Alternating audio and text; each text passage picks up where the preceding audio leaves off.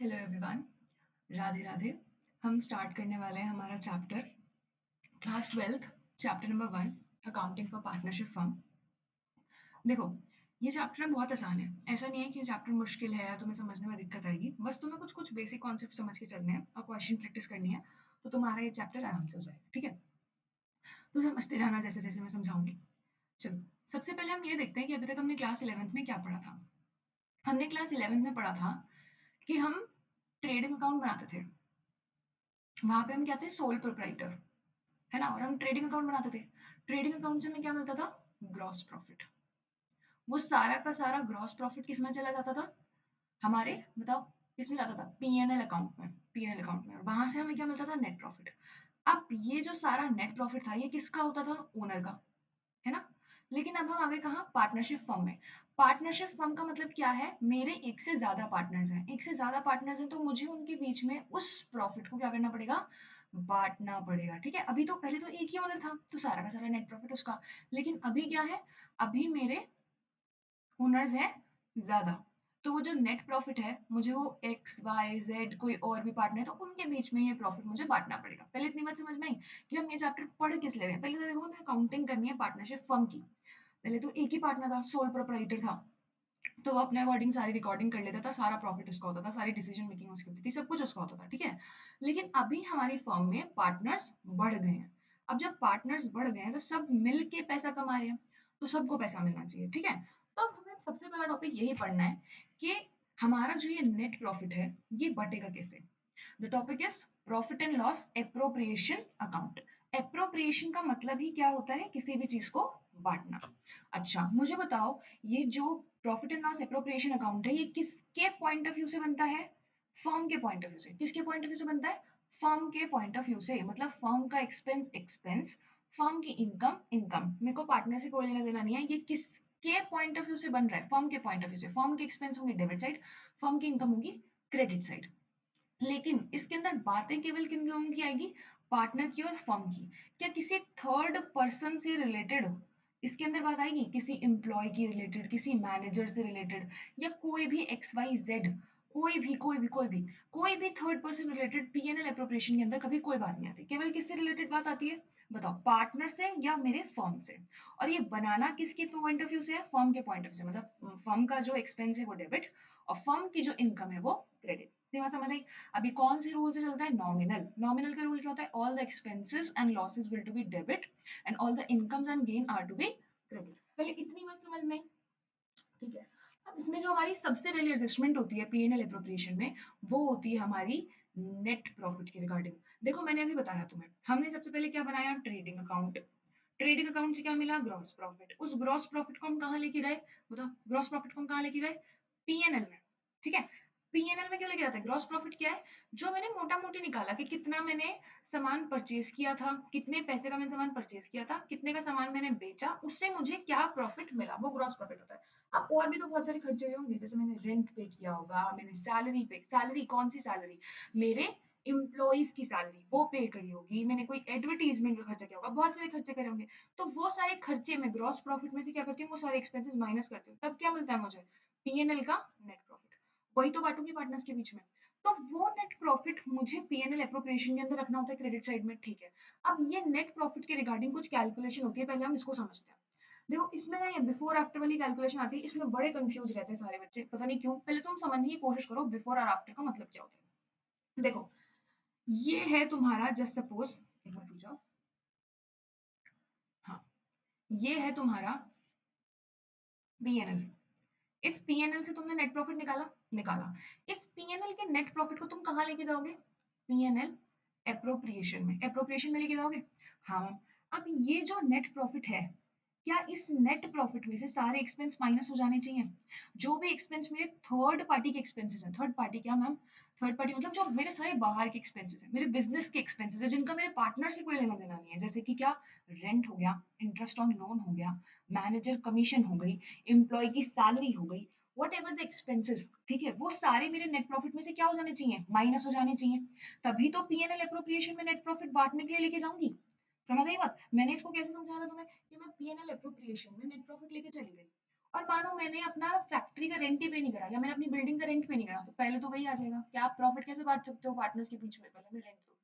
तो देखो, जब मैं पीएनएल के अंदर नेट प्रॉफिट लेके जा रही हूँ, तो मुझे ये इंश्योर करना पड़ेगा कि जितने भी पीएनएल के खर्चे हैं वो सारे माइनस हो जाने चाहिए। वो सारे माइनस हो जाने चाहिए, मतलब पीएनएल अप्रोप्रिएशन के अंदर जो नेट प्रॉफिट आएगा वो आफ्टर ऑल एक्सपेंसेस आएगा, आफ्टर ऑल एक्सपेंसेस। जैसे कि रेंट हो गया, मैनेजर कमीशन हो गई, इंटरेस्ट ऑन लोन हो गया, ठीक है। इंटरेस्ट ऑन लोन कौन सा हो सकता है, पार्टनर का भी हो सकता है और कोई आउटसाइड का भी हो सकता है, उसमें जो भी इंटरेस्ट है, ठीक है। अब देखो इसमें बिफोर एंड आफ्टर, अभी पहले बिफोर एंड आफ्टर का समझो, उसका मतलब क्या होता है देखना। बिफोर एंड आफ्टर का क्या मतलब है, देखो बिफोर एंड आफ्टर का ना कोई ऐसा स्पेसिफिक मतलब नहीं होता, या स्पेसिफिक एडजस्टमेंट नहीं है। बिफोर का मतलब है कि उस एडजस्टमेंट से पहले, और आफ्टर का मतलब है उस एडजस्टमेंट के बाद। मतलब बिफोर का मतलब क्या है, उस एडजस्टमेंट से पहले, मतलब अभी तक मैंने वो एडजस्टमेंट नहीं ली, और आफ्टर का मतलब क्या है कि मैं वो उस एडजस्टमेंट को ले चुकी हूँ। देखो, जैसे मैंने बोला नेट प्रॉफिट आफ्टर रेंट, तो इसका मतलब क्या है, तुम खुद एक बार ना हिंदी में अपने दिमाग में चला के देखो इस लाइन को। नेट प्रॉफिट आफ्टर रेंट मतलब नेट प्रॉफिट में से रेंट माइनस हो चुका है, रेंट का जो काम होना था वो हो चुका। आफ्टर का मतलब क्या है कि मैं एडजस्ट कर चुकी हूँ, मतलब मुझे जो करना था ना अपने पार्ट पे काम मैं कर चुकी हूँ। आफ्टर का मतलब ये है। और ऐसे लिखा हो नेट प्रॉफिट बिफोर रेंट, मतलब नेट प्रॉफिट रेंट से पहले, इसका मतलब अभी तक मैंने रेंट की एडजस्टमेंट नहीं करी। तो बिफोर और आफ्टर का मतलब ना कभी भी प्लस या माइनस से मत लिया करो, इसी चक्कर में कंफ्यूज रहते हो। बिफोर और आफ्टर का केवल सिंपल सा मतलब है, बिफोर का मतलब मैंने उस चीज को अभी नहीं किया, आफ्टर का मतलब मैंने उस चीज को एडजस्ट कर दिया। अब वो डिपेंड करता है, जैसे यहाँ पे रेंट है, तो रेंट नेट प्रॉफिट में से क्या होना चाहिए था, एक्सपेंस है मैम, माइनस होना चाहिए था, है ना। और अगर मैं उस रेंट को माइनस कर चुकी हूँ तो मुझे कुछ करने की जरूरत नहीं है, मुझे कुछ भी करने की जरूरत नहीं है। अगर ऐसे ही मैं रेंट की जगह कोई इनकम का एग्जांपल ले लूँ, तो एक मिनट इसे हटाने दो,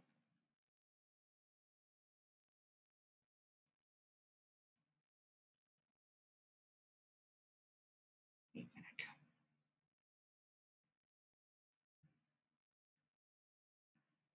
हो गया। मानो मैंने कोई इनकम का एग्जांपल लिया, net profit after income.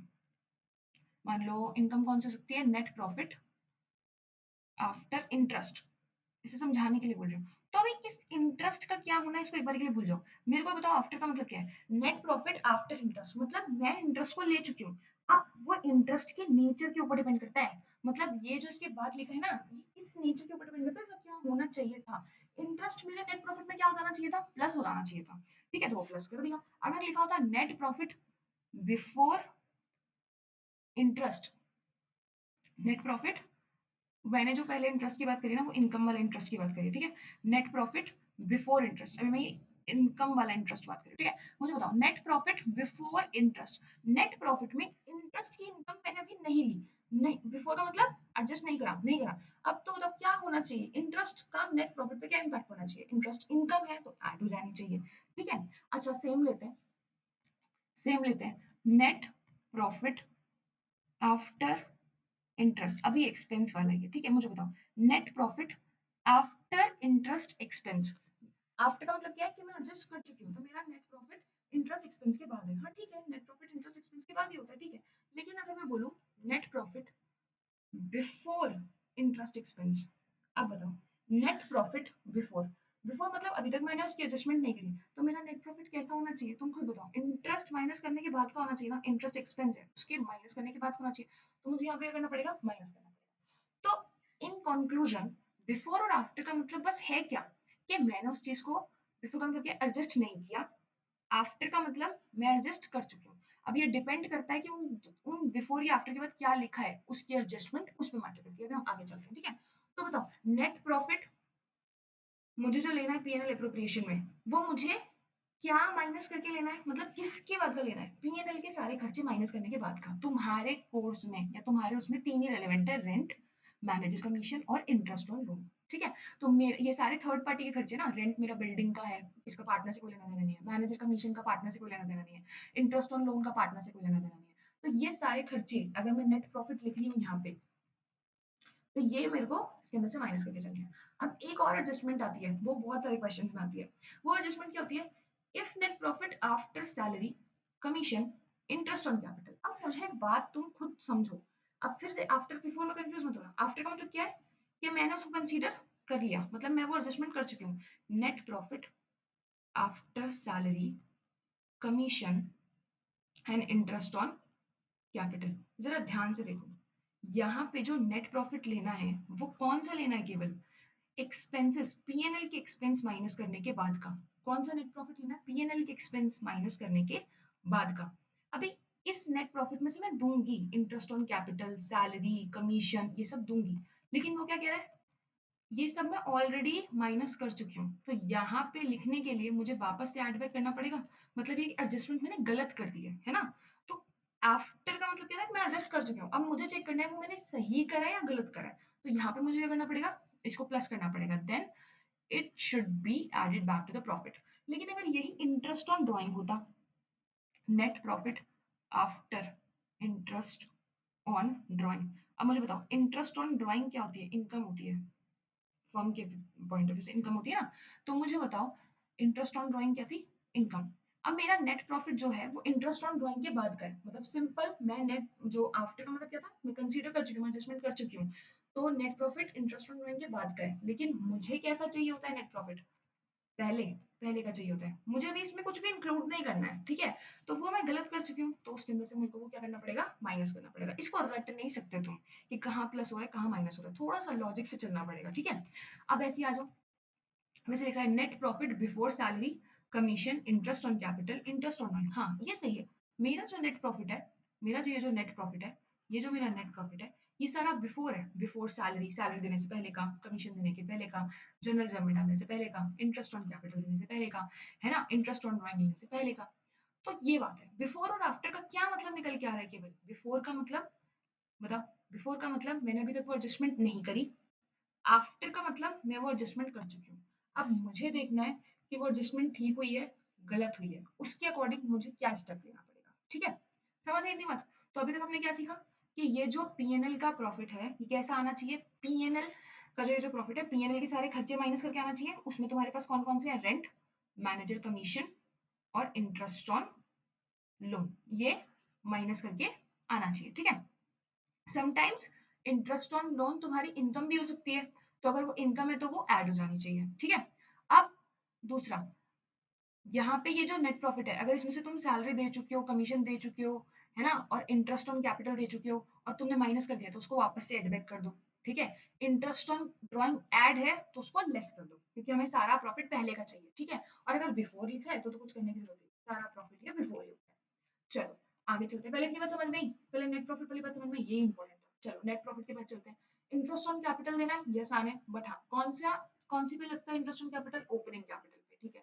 Salary हमेशा पर एनम के लिए नहीं है। अब मुझे बताओ, फर्म के पॉइंट ऑफ व्यू से बन रहा है, फर्म के पॉइंट ऑफ व्यू से फर्म को इंटरेस्ट ऑन कैपिटल देना पड़ रहा है, तो उसका एक्सपेंस है, तो इसीलिए डेबिट में आ रहा है।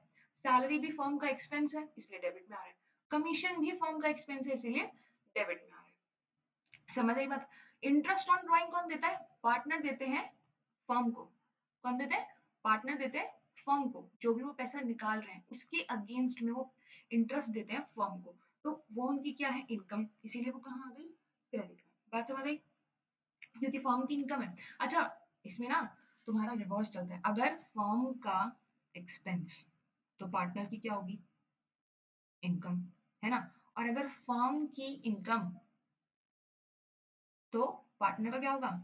बताओ, एक्सपेंस, ठीक है? तो जैसे पीएनएल एप्रोप्रिएशन की बात तुम्हें पता है, सीधे तुम्हें पार्टनर्स कैपिटल अकाउंट बनाना होता है, तो रेसिप्रोकल चलता है। जैसे यहाँ पे अगर डेबिट में लिखा है तो पार्टनर्स कैपिटल में इंटरेस्ट ऑन कैपिटल लिखा होगा क्रेडिट में, क्योंकि इंटरेस्ट ऑन कैपिटल पार्टनर के लिए इनकम है, ठीक है? ऐसी सैलरी, ऐसी कमीशन और ऐसी तुम्हारा इंटरेस्ट ऑन ड्राइंग पार्टनर के लिए क्या है? एक्सपेंस, लेकिन फर्म के लिए क्या है? इनकम। पार्टनर के लिए एक्सपेंस है तो कहाँ आएगा? डेबिट साइड, ठीक है? आगे चलो, अभी कमीशन की बात करते हैं। कमीशन वाला पॉइंट में इसमें बहुत इंपॉर्टेंट है। देखो, कमीशन जो होती है हमारी, वो दो तरीके की होती है। एक आफ्टर चार्जिंग सच कमीशन, एक बिफोर चार्जिंग सच कमीशन, ठीक है? जब बिफोर लिखा होता है तो simple net profit into R divide by 100। After लिखा है तो net profit into R divide 100 + R. इसका लॉजिक मैंने क्लास में बहुत डिटेल में दिया था, लेकिन अभी उस लॉजिक को अगर तुम्हें जब समझ आया ठीक है, नहीं आया ठीक है, तुम फॉर्मूला भी याद रखो, फॉर्मूला से क्वेश्चन सोल्व हो जाएगा। ठीक है, चलो तुम्हें पहले ये बात समझ में आई, नेट प्रॉफिट आफ्टर है अगर तो आर डिवाइड 100 + आर, बिफोर है तो आर डिवाइड बाय 100। कमीशन की दो फॉर्मूले होते हैं, आफ्टर और बिफोर, ये तुम्हें क्वेश्चन में पढ़ के आराम से पता चल जाता है। ठीक है, कौन से फॉर्मूले में। अब इसमें आती है एक इंपॉर्टेंट एडजस्टमेंट जो तुम्हें काफी सारे क्वेश्चंस में देखने के लिए मिलती है और काफी अच्छी एडजस्टमेंट है। देखो क्या है वो। Sometimes question specifically says commission charge on net profit after salary, interest on capital, sorry. Then these items should be deducted first. जैसे ऐसे लिखा होता है ना, बहुत सारे क्वेश्चन हमने करे हैं जिसमें लिखा होता है कि नेट प्रॉफिट आफ्टर सैलरी लेना है और आईयूसी लेना है। तो पहले मान लो मेरा नेट प्रॉफिट 2 लाख का है, ठीक है, और नेट प्रॉफिट 2 लाख का है और किसी को सैलरी वाली देनी थी, 2 लाख का है, किसी को सैलरी देनी थी, वो देनी थी 50,000 की, तो पहले 50,000 वो माइनस करूंगी। इंटरेस्ट ऑन कैपिटल सारा मिला मिलो के बैठ रहा है 20,000 का, तो वो माइनस करूंगी। अब कितना आ गया मेरा, 1,30,000। ये आ गया मेरा एडजस्टेड नेट प्रॉफिट। अब इस पे मैं कमीशन निकालूंगी, तो पहले ध्यान से पढ़ना क्वेश्चन, ठीक है। अगर ऐसा कुछ स्पेसिफिकली लिखा है कि नेट प्रॉफिट आफ्टर सैलरी लेना है, इंटरेस्ट ऑन कैपिटल लेना है, तो पहले वो माइनस कर देना। अगर यहाँ लिखा होता कि नेट प्रॉफिट बिफोर सैलरी, हाँ तो ठीक है, नेट प्रॉफिट बिफोर सैलरी ही है, ठीक है, तो नेट प्रॉफिट बिफोर सैलरी होता है, उसमें कुछ करने की जरूरत नहीं। ठीक है, चलो आगे चलो, ये बात समझ में। दूसरा इसमें आता है important point which is your journal reserve. Journal reserve के ना दो इसमें वो होते हैं, क्वेश्चन में लिखा होता है वैसे कि जर्नल रिजर्व है क्या, पहले ये बताओ मुझे। सेविंग। जर्नल रिजर्व क्या है, सेविंग। जो पैसा मैंने कमाया, देखो हम फ्यूचर के लिए हमेशा सेविंग करके चलते हैं। पैसा मैंने कमाया तो उसका कुछ पोर्शन तो मैंने पार्टनर्स के बीच में बांट दिया, कुछ एज एन उनको इनकम दे दिया, और कुछ पैसा मैंने अपने फ्यूचर के लिए आगे सेव कर लिया। तो ये जो हमें पैसा सेव कर रही हूँ ना, ये किस, ये परसेंट दिया होता है, जैसे 10% on net profit, 10% on distributable profit. तो इसका मतलब क्या, देखो अगर बोला है 10% ऑन नेट प्रॉफिट, तो सिंपल यहाँ जो नेट प्रॉफिट आएगा, यहाँ पे जो नेट प्रॉफिट आएगा उसका इंटू करना 10%, ठीक है, और यहाँ अमाउंट वो लिख देना, सिंपल। लेकिन अगर बोला है, सॉरी यहाँ लिख देना, और अगर बोला है 10% ऑन डिस्ट्रीब्यूटेबल प्रॉफिट, तो पहले जैसे आंसर निकालते ना, सुनो पहले मेरी बात, जैसे आंसर निकालते यहाँ लिखा तुमने पीएनएल का नेट प्रॉफिट, यहाँ तुमने लिखा इंटरेस्ट ऑन ड्राइंग, यहाँ salary, interest on capital, commission, general reserve, सब लिखा, सब लिख के रफ में, मैंने क्या बोला, रफ में डिस्ट्रीब्यूटेबल प्रॉफिट निकालो कि इतना बैठ रहा है, इस पे कैलकुलेट कर लो 10%, ठीक है, और उसको यहाँ लिख दो जनरल रिजर्व में कि डिस्ट्रीब्यूटेबल प्रॉफिट का इतना आ रहा है। और फिर वो जो तुमने रफ में डिस्ट्रीब्यूटेबल प्रॉफिट निकाला था, उसमें से जनरल रिजर्व में जितना पैसा डाला वो माइनस करो, तो ये तुम्हारा पता चल जाएगा कि डिस्ट्रीब्यूटेबल प्रॉफिट अब कितना आ रहा है जनरल रिजर्व देने के बाद। तो मैंने क्या बताया, जनरल रिजर्व के दो उसमें बता सकता है क्वेश्चन में, एक तो तुम्हारा distributable profit, on distributable profit, और एक तुम्हारा on net profit. I hope तुम्हें ये समझ आ गया होगा। पीएनएल एप्रोप्रिएशन काफी आसान है, इतना कोई इसमें मुश्किल नहीं है, इसमें बस एक ही दिक्कत आती है, ये बिफोर और आफ्टर वाली जो मेन दिक्कत आती है। आई होप मैंने बहुत अपनी तरफ से कोशिश करी इसको एक्सप्लेन करने की, तुम्हें समझ आएगा, लेकिन जितने ज्यादा तुम क्वेश्चन प्रैक्टिस करोगे उतना और क्लियर होता जाएगा। ठीक है, आगे आओ आगे आओ आगे आओ। अच्छा, अब जब मैंने सारा सब निकाल लिया, डिस्ट्रीब्यूटेबल प्रॉफिट निकाल लिया, तो मैं इसको कौन से रेशियो में डिस्ट्रीब्यूट करूंगी, प्रॉफिट शेयरिंग रेशियो में। और अगर प्रॉफिट शेयरिंग रेशियो ना दे रखा हो तो क्या लेती हूँ मैं, 1:1:1, ठीक है, और इसको मैं कहाँ ट्रांसफर कर दूंगी, पार्टनर्स कैपिटल अकाउंट में। मुझे बताओ डिस्ट्रीब्यूटेबल प्रॉफिट क्या है, पार्टनर की इनकम, पार्टनर की इनकम तो कहाँ जाएगी, पार्टनर कैपिटल के, बताओ बताओ बताओ, सोचो अपने दिमाग में, कहाँ जाएगी इनकम, कहाँ जाती है, पार्टनर कैपिटल के क्रेडिट में। लॉस होता तो कहाँ जाता, डेबिट में, सिंपल। अच्छा, अब मैं ना तुम्हें इसी के साथ इसकी जर्नल एंट्री सिखा देती हूँ। इसके साथ इसकी जर्नल एंट्री बड़ी इजी पड़ती है, ठीक है। अगर तुम्हें अकाउंट याद है ना, तो जर्नल एंट्री में तो कुछ भी नहीं है। तुम एक मैं चीज बताती हूँ, मुझे एक बात बताओ, सारी जो टू वाली चीजें होती है वो नीचे जाती है, जाती नहीं जाती है। तो पीएनएल अप्रोप्रिएशन में टू इंटरेस्ट ऑन कैपिटल, तो पहली एंट्री क्या बन गई, इंटरेस्ट ऑन कैपिटल देने की, PNL appropriation debit to IOC. दूसरी क्या बनेगी, PNL appropriation to salary, general entries बता रही हूँ, PNL appropriation to commission, PNL appropriation to general reserves. ठीक है, ये किस चीज की एंट्री थी, किस चीज की एंट्री थी, तो पीएनएल अप्रोप्रिएशन में ये जो हम interest on capital, salary, commission, general reserve डाल रहे हैं, इन सब की एंट्रीज थी। ठीक है, और दूसरा इधर वाली साइड की बात करेंगे तो ये ऊपर आएगा, ठीक है, PNL account debit to PNL appropriation. तो जर्नल एंट्रीज ना, जर्नल एंट्रीज तो फ्री के नंबर है इसके, अगर आ जाए ना तो बड़े अच्छे से इसको लिख के आना, इसको तो बिल्कुल मतलब फ्री के इसको बोलते हैं, ठीक है। ऐसी interest on drawing to PNL appropriation, समझ आई बात। मतलब ये जो टू वाले हैं, जर्नल एंट्री में हमेशा टू नीचे आता है और पीएनएल एप्रोप्रिएशन ऊपर आता है, ठीक है। तो इसलिए हमने ऐसे लिख दिया। और क्योंकि अब इतना तो याद रहेगा ना कि टू वाले नीचे आ रहे थे तो ये वाले तो ऊपर जाएंगे, ठीक है। इसका लॉजिक है, जनरल एंट्रीज का लॉजिक है, बट अभी हम उतना डीप में नहीं जा रहे, हमें बस अभी क्या करना है, थोड़ा सा रिवीजन पर्सपेक्टिव से ध्यान रखना है, ठीक है।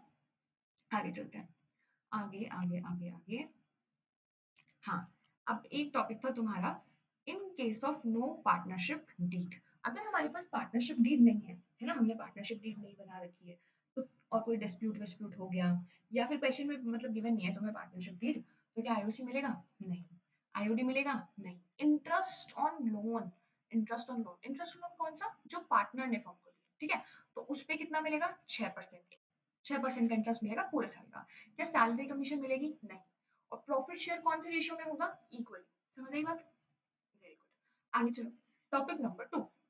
This is a very very very important topic, इसको बहुत प्यार से समझो, बहुत अच्छे से समझो। क्या कहता है ये topic? Important points related to IOC, ठीक है। मैंने इसको बहुत अच्छे से समराइज किया यहाँ पे, सो दैट तुमको एक जगह में सब कुछ मिल जाए। देखो, आईओसी, इंटरेस्ट ऑन कैपिटल, अगर देखो इसका ना क्वेश्चन पढ़ के पता चलता है, वैसे तो क्वेश्चन में पढ़ के तुम्हें पता चलेगा क्या करना है, पर पहले समझना तो पड़ेगा कैसे करना, कैसे क्या क्या होता है। देखो, अगर क्वेश्चन में ही लॉस है, वैसे क्वेश्चंस में क्या गिवन होता है अभी तक? Net profit. अगर क्वेश्चन में नेट लॉस करा है, कुछ क्वेश्चन हमने जिसमें क्वेश्चन में नेट लॉस गिवन है, अगर मुझे एक बात बताओ, मेरे पास पैसा ही नहीं है, क्या मैं इंटरेस्ट ऑन कैपिटल दे सकती हूँ? नहीं दे सकती, है ना। भाई पैसा ही नहीं है, मैं दूं कहाँ से पार्टनर्स को पैसे? तो उस केस में अगर क्वेश्चन में कुछ और नहीं लिखा और मेरे क्वेश्चन में मुझे लॉस गिवन है, तो interest on capital is not allowed, interest on capital is not allowed. केवल लॉस बढ़ जाएगा, कौन से रेशियो में? Profit sharing ratio. समझ आए? लॉस को बांट देंगे प्रॉफिट शेयरिंग रेशियो में, कुछ भी नहीं देंगे। आईओसी क्या, सैलरी भी नहीं देंगे, कमीशन भी नहीं देंगे, कुछ भी नहीं देंगे, ठीक है। मैम, चलो मैं तुमसे पूछती हूँ, इंटरेस्ट ऑन ड्राइंग लेंगे या नहीं लेंगे अगर लॉस है तो? बताओ, बताओ तुम बताओ, इंटरेस्ट ऑन ड्राइंग लेंगे या नहीं लेंगे? लेंगे, इंटरेस्ट ऑन ड्राइंग तो लेंगे। इंटरेस्ट ऑन ड्राइंग तो फर्म की इनकम है, उससे तो लॉस कम होगा, तो इंटरेस्ट ऑन ड्राइंग तो लेंगे। लेकिन अगर फर्म को देना होगा पैसा, तो कहेगी भाई मेरे पास तो लॉस है, मैं कैसे दे सकती हूँ, ठीक है। तो उस केस में तो interest on capital is not allowed. आगे चलो, ये भी बहुत अच्छा केस है। when interest on capital is charge, sorry, if interest on capital is charge का मतलब वो मेरे ऊपर एक खर्चा है, मतलब पहले ही डीड में, मतलब उनके जो एग्रीमेंट में है वो ऐसा लिखवा दिया गया है कि ये जो है ना, ये जो मतलब हम पार्टनर ये जो दे रहे हैं इंटरेस्ट ऑन कैपिटल, ये आपका चार्ज है। Weather company, whether firms earn profit or loss, they have to pay IOC, they have to pay IOC। तो उस केस में तो जी आपका लॉस आ रहा हो या वट एवर कुछ भी आ रहा हो, आपका इनसफिशियंट प्रॉफिट हो या कुछ भी हो, आपको आईओसी देना पड़ेगा। मतलब मानो मेरा आईओसी बैठ रहा था 30,000 का और मेरे पास प्रॉफिट है 10,000 का, तो क्या तब भी मुझे आईओसी, ये लिखा है कि चार्ज है, क्वेश्चन में लिखा होता है कि चार्ज है, अगर क्वेश्चन में लिखा है कि चार्ज है तो क्या तब भी मुझे देना पड़ेगा? हाँ देना पड़ेगा। अगर क्वेश्चन में ही लॉस है, क्वेश्चन में 10,000 का लॉस है और आईओसी 30,000 का है, क्या तब भी देना पड़ेगा? हाँ देना पड़ेगा, लॉस निकाल के देना पड़ेगा। समझ आई इतनी बात? अगर क्वेश्चन में लिख दिया कि चार्ज है तो मैं आईओसी दूंगी। दूसरा केस आता है जब क्वेश्चन में ना तो लॉस है ना फिर चार्ज लिखा है, लेकिन मेरे पास प्रॉफिट कम है। ये भी इंपॉर्टेंट केस है, ये आजकल तुम्हारे मॉड्यूल उसमें बुक में काफी सारे क्वेश्चंस इसके और ऐड हुए हैं। टॉपिक तो पहले से भी है लेकिन अभी प्रैक्टिकल में भी काफी सारे क्वेश्चंस ऐड हुए, तो ये तुम्हारे लिए बहुत इंपॉर्टेंट बन जाता है, इसको अच्छे से करो। देखो, इनसफिशिएंट प्रॉफिट, इनसफिशिएंट प्रॉफिट का मतलब क्या है? ना तो क्वेश्चन में मेरा लॉस, ना तो क्वेश्चन में बता रखा चार्ज, ठीक है, लेकिन मेरा प्रॉफिट बैठ रहा है 10,000 का और मुझे देने हैं 50,000। क्या दे सकती हूँ मैं 50,000? मेरे पास प्रॉफिट ही 10,000 का है, कैसे दूंगी 50,000? नहीं दे सकती। मैं क्या करूंगी, उस 10,000 को ही एक्सपेंस रेशियो में दे दूंगी। एक्सपेंस रेशियो क्या होता है मैम? एक्सपेंस रेशियो होता है ऐसा रेशियो, पहले ऐसा रेशियो निकालो, ऐसा निकालो कि x को कितने पैसे देने थे, y को कितने पैसे देने थे, उनका टोटल करो और उनका रेशियो निकालो। इसके लिए मैंने एक क्वेश्चन रखा है, अभी हम क्वेश्चन सॉल्व करते हैं, ठीक है। इसका मतलब क्या है, इनसफिशिएंट प्रॉफिट का मतलब क्या है? मेरे पास प्रॉफिट कम है और पैसे देने हैं मुझे ज्यादा, तो मैं दे ही नहीं सकती अगर पैसे कम है मेरे पास, तो मैं ज्यादा कैसे दूंगी? तो मैं क्या करूंगी, जितना मेरे पास नेट प्रॉफिट है उसको उस रेशियो में दूंगी जितने पैसे मुझे देने थे। ठीक है, जैसे मानो एक्स को देने थे 10,000 और वाई को देने थे 20,000, तो रेशियो क्या आ गया 1:2। अब मेरे पास मानो प्रॉफिट 10,000 का ही था, तो मैं कौन से रेशियो में दे दूंगी 1:2 में। देखो इसका क्वेश्चन करते हैं। देखो, नेट प्रॉफिट अवेलेबल 2,10,000, मेरे पास नेट प्रॉफिट कितना है 2,10,000। Two partners A and B जिनका प्रॉफिट शेयरिंग रेशियो क्या है 2:1। ठीक है, A will get a salary of 1 lakh per annum, लिखना रह गया मुझसे पर एनम है। B will get a salary of 1,20,000। IOC interest on capital which is 20,000 and 40,000 will be paid। अब मुझे एक बात बताओ, जरा टोटल करो, मेरे पास नेट प्रॉफिट कितना है, मेरे पास नेट प्रॉफिट है 2,10,000। ठीक है, और अगर मैं देने वाले पैसे का टोटल करूं तो दैट कम्स टू मी 2,80,000। क्या मैं दे सकती हूँ? क्वेश्चन में लिखा है चार्ज वर्ज, ऐसा कुछ लिखा है? नहीं लिखा मैम, नहीं लिखा, कुछ ऐसा नहीं लिखा। तो मैं लॉस तो नहीं निकाल सकती। अब मुझे क्या करना पड़ेगा, एक्सपेंस रेशियो निकालना पड़ेगा। कैसे निकालेंगे expense ratio? Let's see, expense ratio कैसे निकालेंगे, पहले दोनों पार्टनर्स का नाम लिखेंगे, फिर देखेंगे दोनों दोनों पार्टनर को क्या क्या पैसे देने हैं। मुझे ए को सैलरी देनी थी 1 लाख की, मैंने लिख दी। ठीक है, मुझे बी को सैलरी देनी थी 1,20,000 की, मैंने लिख दी। अब आईओसी भी देना था 20,000 का, लिख दिया। 40,000 का देना था बी को, लिख दिया। अब इसका टोटल करा, ये करा इसका टोटल करा और इसका टोटल करा। ये टोटल कितना बैठा कि ए को देना है टोटल 1,20,000 और बी को देना है टोटल 1,60,000। इसी का रेशियो बना के देखो, जीरो से सारे जीरो कट गए, तो रेशियो क्या आ गया 12:16। अब मेरे को इसको शॉर्टर फॉर्म में लेके आना है, तो मैंने क्या कर दिया 3:4। अब वो जो मेरा 2,10,000 का प्रॉफिट था ना, ये इसको मैं 2:1 में नहीं बांटूंगी, कौन से रेशियो में बांटूंगी 3:4 में। समझ आई? कौन से रेशियो में बांटूंगी 3:4 में। देखो 2,10,000 का 3/7, 2,10,000 का 4/7, ये कितना आ गया 90,000 और 1,20,000। आई होप तुमको एक पॉइंट समझ में आएगा। तो अभी क्या पढ़ा मैम हमने, क्या पढ़ा क्या पढ़ा बताओ, क्या पढ़ा? इसको समराइज करते हैं वापस से। देखो, अगर क्वेश्चन में ही लॉस है, अगर क्वेश्चन में लॉस है, कुछ और बात नहीं रहेगी, तो आईओसी नहीं मिलेगा, आईओसी भी नहीं मिलेगा, सैलरी भी नहीं मिलेगी, कमीशन भी नहीं मिलेगी, कुछ भी नहीं मिलेगा। क्या इंटरेस्ट ऑन कैपिटल लेंगे? हाँ लेंगे। अगर क्वेश्चन में लिखा है that your interest on capital is charge, और इंटरेस्ट ऑन कैपिटल क्या है charge, whether firms earn a profit और loss they have to give IOC, then तो हमको देना पड़ेगा, चाहे प्रॉफिट कम हो ज्यादा हो लॉस हो कुछ भी हो, हमको देना ही है। ठीक है, लेकिन अब क्या है, इनसफिशिएंट प्रॉफिट, ना तो क्वेश्चन में चार्ज लिखा, ना क्वेश्चन में लॉस आ रहा, तो हमें कैसा पता चलेगा कि क्या करना है? तो उसके लिए क्या निकालेंगे हम, एक्सपेंस रेशियो। आई होप तुम्हें समझ आया होगा कि एक्सपेंस रेशियो कैसा निकालते हैं। ठीक है, चलो इसका क्वेश्चन में तुम्हारे उसमें क्वेश्चन में है, क्वेश्चंस करना प्रैक्टिकल क्वेश्चंस में। ठीक है, आगे चलते हैं। Next comes to the very important topic again, partner capital account method. Ma'am आप तो सभी इंपॉर्टेंट बोल रहे हो बेटा, सारे टॉपिक्स इंपॉर्टेंट है ना? देखो, पार्टनर कैपिटल अकाउंट मेथड में दो मेथड होते हैं, one is fixed capital account method and the second is fluctuation capital account method. पहले हम समझते हैं, ठीक है, इसका मतलब क्या है। अच्छा, उससे पहले समझते हैं पार्टनर कैपिटल का मतलब क्या है। देखो, जब एक ओनर था तो एक ही बेचारे ओनर ने सारे पैसे लगा रखे थे, उसके पास 5 लाख थे तो उसने 5 लाख की कैपिटल लगाई। ठीक है, लेकिन अभी उस एक ओनर को क्या लगा, यार मुझे मेरा बिजनेस बड़ा करना है, मुझे मेरे बिजनेस को ग्रो करना है, तो मुझे अपने साथ और लोग लेके आने पड़ेंगे। तो क्या वो ऐसे ही ले आएगा, आ जाओ मेरे बिजनेस में आ जाओ, अरे तुम आ रहे हो अपने साथ कुछ पैसा भी लेके आओ, तभी तो बिजनेस में आओगे, तभी तो फायदा होगा। तो अब वो जो और लोग आते हैं ना, तो बिजनेस में वो पैसे भी लेके आते हैं। ठीक है, तो वो पैसे भी लेके आते हैं, अब वो जो पैसे लेके आएंगे तो उसका मुझे अकाउंट भी तो मेंटेन करके रखना पड़ेगा, that is called your partners capital account. अब उस अकाउंट को मेंटेन करने के दो मेथड है। The very first is fixed capital account method. पहले इसे समझते हैं, फिक्स्ड कैपिटल अकाउंट मेथड क्या है। पार्टनर कह रहा है कि देखो, ये पार्टनर है, ठीक है, सुंदर सा, ये पार्टनर क्या कह रहा है कि देखो, जो मैं कैपिटल लाऊंगा ना, उसका तो अकाउंट अलग बनाओ, उसका हिसाब किताब अलग रखो, और जो भी मुझे इनकम होगी, जो भी मैं पैसे कमाऊंगा, उसका अकाउंट अलग रखो। मतलब कैपिटल अकाउंट अलग, करंट अकाउंट अलग। कैपिटल अकाउंट में केवल क्या आती है, कैपिटल रिलेटेड बातें, और करंट अकाउंट में क्या आती है, मेरी सारी इनकम रिलेटेड बातें, जो भी पैसा मैं उस बिजनेस से कमाने वाली हूँ, वो किस में आएगा, करंट अकाउंट में। और जो मैं लाई थी या जो मैं निकालूंगी, वो किस में आएगा, कैपिटल अकाउंट में। समझ आई इतनी बात? पहले इतनी बात समझ आई तुमको? पहले इसका ही वो फॉर्मेट देख लेते हैं। मेरे को बताओ, कैपिटल का रूल क्या था बेटा? ट्रेडिशनल अप्रोच के सारे रूल्स, ट्रेडिशनल मॉडल रूल्स याद रखो, ट्वेल्थ में क्या, ये तो इंपॉर्टेंट ही है, रूल तो इंपॉर्टेंट ही है।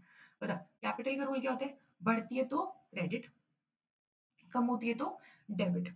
अच्छा, जब भी मेरा कोई बैलेंस, क्या जैसे कैपिटल है, लाइबिलिटी है, अगर ये बढ़ते हैं तो क्रेडिट होता है, कम होते हैं तो डेबिट होता है, तो इनका ओपनिंग बैलेंस हमेशा कौन सी साइड पे आता है? बीडी। ठीक है, इनका ओपनिंग बैलेंस हमेशा कौन सी साइड पे आता है? क्रेडिट साइड पे। मतलब जो भी बैलेंस जहां से बढ़ता है ना, वो उस साइड पे उसका ओपनिंग बैलेंस लिखा जाता है। और कैपिटल अकाउंट का बैलेंस हमेशा क्या हो सकता है? क्रेडिट ही हो सकता है। इसका इंटरप्रिटेशन, इसका मतलब कैसे निकालते हैं कि मैंने मेरे बिजनेस में 5 लाख लगाए, तो क्या मैं 5 लाख से ज्यादा निकाल सकती हूँ? नहीं निकाल सकती, नहीं निकाल सकती ना। और कैपिटल का डेबिट बैलेंस क्या शो करेगा? बताओ, कैपिटल का डेबिट बैलेंस क्या शो करेगा?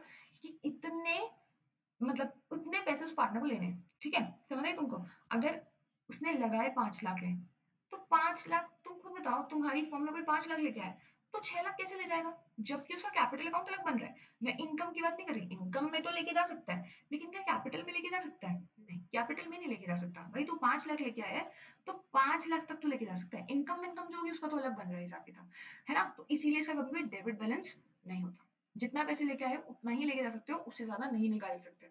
ठीक है, अब देखो आगे देखो। फिक्स कैपिटल अकाउंट मेथड, जिसमें फर्स्ट हमारा क्या बनता है? Capital account. और मैंने तुम्हें इसमें क्या बताया? केवल दो ही बातें आएंगी, कैपिटल लेके आने की और कैपिटल को लेके जाने की। कैपिटल को लेके जाना मतलब ड्राइंग अगेंस्ट कैपिटल। मुझे बताओ, ड्राइंग मैंने तुम्हें दो तरीके की बताई थी। एक होती है ड्राइंग अगेंस्ट कैपिटल, एक होती है drawing against profit. Drawing against capital का मतलब क्या है? जो पैसा मैं लेके आई थी, वो पैसा मैं निकाल रही हूँ। ठीक है, वो पैसा मैं निकाल रही हूँ, that was your drawing against capital. तो वो हमेशा किस में आती है? कैपिटल अकाउंट में। और मैं कोई पैसा लेके आ रही हूँ और लेके आ रही हूँ मेरे बिजनेस में, तो वो क्या हो गई? मेरी एडिशनल कैपिटल। अब जब मैं बिजनेस में पैसा लेके आऊंगी तो मेरी कैपिटल बढ़ेगी, तो वो कहाँ लेके जाएगी? क्रेडिट साइड में। अगर मैं कैपिटल लेके जा रही हूँ तो मेरी कैपिटल क्या होगी? कम, तो वो कहाँ आएगी? डेबिट साइड में। इसका ओपनिंग बैलेंस लिखा, इसका तुमने जो भी की है एडजस्टमेंट, एडिशनल कैपिटल आयो या फिर ड्राइंग करिए, वो लिखी, और तुमने अपना क्या निकाल दिया? क्लोजिंग बैलेंस निकाल दिया। That is your closing balance. ठीक है, अब current account. Ma'am current account में क्या क्या आता है? क्या करंट अकाउंट का डेबिट बैलेंस हो सकता है? हाँ हो सकता है। करंट अकाउंट का डेबिट बैलेंस हो क्यों सकता है? बताओ। क्योंकि हो सकता है ना, उसने ज्यादा पैसे कमाए हो, अभी उसको पे ना हुए हो, उसको लेने हो 50,000 रुपए, 1 लाख रुपए, जो भी what ever the amount is. ठीक है, हो सकता है उसको उसने पैसे लेने हो, तो डेबिट बैलेंस पार्टनर कैपिटल का शो हो सकता है, लेकिन क्रेडिट बैलेंस शो उसका, सॉरी, कैपिटल अकाउंट का डेबिट बैलेंस शो नहीं होता। जितने पैसे लगाए हैं उतने ही लेके जा सकते हो, लेकिन इनकम से रिलेटेड है अगर कोई, तो इनकम तो ज्यादा मिल सकती है। ठीक है, अब देखो, इसमें भी, इसमें तुम्हारा बैलेंस बीडी यहाँ से भी शुरू हो सकता है अगर क्रेडिट बैलेंस होगा तो। और अगर डेबिट बैलेंस गिवन है, क्वेश्चन में गिवन होता है, लिखा होता है डेबिट है, तो वो यहाँ से शुरू होगा। ठीक है, फिर उसके बाद इसमें क्या क्या आएंगी? इनकम्स, पार्टनर की इनकम जो होगी उससे मेरी कैपिटल बढ़ेगी तो क्रेडिट साइड। कोई भी खर्चा होगा उसका, या वो पैसे वैसे निकाल के लेके जा रहा होगा, तो वो कहाँ आएगा? सारा डेबिट साइड। जैसे सैलरी इनकम है, डेबिट साइड। कमीशन इनकम है, debit side. Sorry sorry sorry sorry, salary income है, क्रेडिट साइड, मैं डेबिट साइड बोल रही थी। सैलरी इनकम है, क्रेडिट साइड। कमीशन इनकम है, credit side. Interest on capital मेरी इनकम है, क्रेडिट साइड। देखो अब रिलेट कर पा रहे हो? पीएनएल अप्रोप्रिएशन में ये सारी अमाउंट्स कहाँ आ रही थी? डेबिट में, क्योंकि वो फर्म के पॉइंट ऑफ व्यू से बन रहा था। वो किसके पॉइंट ऑफ व्यू से बन रहा था? फर्म के पॉइंट ऑफ व्यू से। फर्म दे रही थी इंटरेस्ट ऑन कैपिटल पार्टनर को, तो फर्म के लिए तो क्या होता है? एक्सपेंस। पार्टनर के लिए क्या होती है? इनकम। तो पार्टनर की इनकम है, क्रेडिट कैपिटल में बढ़ रही है, तो इसलिए यहाँ भी इंटरेस्ट ऑन कैपिटल, ऐसी सैलरी, कमीशन। अब देखो, interest on drawing PNL appropriation में कहाँ लिखा था? Debit side. लेकिन यहाँ कहाँ लिखा है? Credit side. क्यों? क्योंकि वो फर्म के लिए इनकम थी, तो वो कहाँ आई थी? Credit side. अब ये पार्टनर की, फर्म के लिए इनकम थी, तो पार्टनर के लिए क्या हुआ? एक्सपेंस। तो ये कहाँ आ रहा है? Debit side. समझ आई बात? पहले हम इस साइड पूरी खत्म करते हैं, salary, commission, interest on capital, PNL appropriation का प्रॉफिट। और फिर हमारा क्या निकल जाएगा? बैलेंस शीट, अगर हमने यहाँ से शुरू करा होगा तो। ठीक है, वैसे मैटर नहीं है, अगर यहाँ से शुरू करता हूँ तो भी यहाँ आ सकता है। वो हम आगे बहुत, जब आगे थोड़े और चैप्टर्स पढ़ेंगे तब सीखेंगे। अभी इस चैप्टर में तो ऐसा कोई क्वेश्चन मेरे ख्याल नहीं आया, उसमें तो सारा तुम्हारा यही निकल रहा था। ठीक है, बैंक। अब इसमें ना तुम्हारी कौन सी वाली ड्राइंग आती है? बताओ। करंट अकाउंट में भी ड्राइंग लिखी जाती है और इंटरेस्ट ऑन ड्राइंग भी लिखा जाता है। कई बार हम इन दोनों चीजों में कंफ्यूज हो जाते हैं, ड्राइंग और इंटरेस्ट ऑन ड्राइंग। देखो, ड्राइंग का मतलब है जो पैसे निकाले, इंटरेस्ट ऑन ड्राइंग का मतलब है उस निकाले हुए पैसे पे जो तुमने इंटरेस्ट पे करा। ठीक है, और वो भी यहाँ पे कौन सी ड्राइंग आएगी? प्रॉफिट वाली। और क्लासेस में मैंने एक बात बताई थी, क्या बताई थी? कि इंटरेस्ट ऑन ड्राइंग हमेशा किस पर लगता है?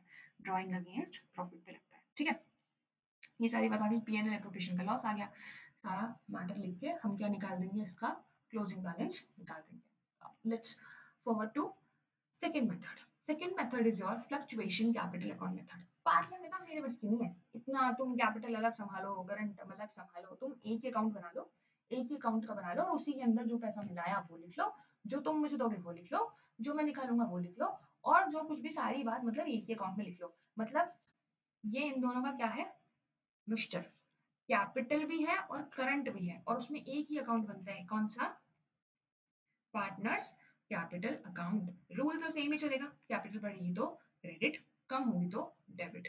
अब इसका भी बैलेंस डेबिट भी हो सकता है और क्रेडिट भी हो सकता है, सेम लॉजिक, क्योंकि इसमें इनकम भी आ रही है ना, तो डेबिट सॉरी क्रेडिट होगा तो यहाँ आ गया, डेबिट बैलेंस होगा तो यहाँ आ गया। सैलरी इनकम है तो क्रेडिट, कमीशन इनकम है तो credit, interest on capital income है तो क्रेडिट, पीएनएल एप्रोप्रिएशन का प्रॉफिट इनकम है तो क्रेडिट।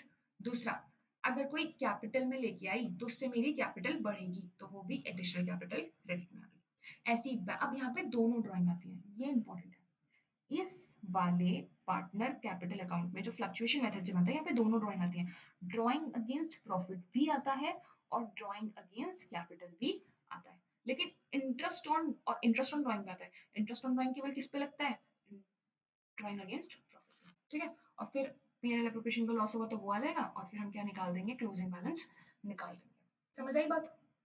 अगर इसकी जर्नल एंट्री बनाते हैं, इसकी जर्नल एंट्री देख लेते हैं एक बार, ठीक है। इसकी जर्नल एंट्री कैसे होती है बताओ, जैसे हमने वहां देखा था, PNL appropriation account debit to IOC, IOC दे रहे थे हम, आईओसी दे रहे थे ना, तो इसकी एंट्री थी टू था तो नीचे लिख दिया हमने उसको। अब मुझे बताओ, आईओसी पार्टनर्स के लिए क्या है, इनकम।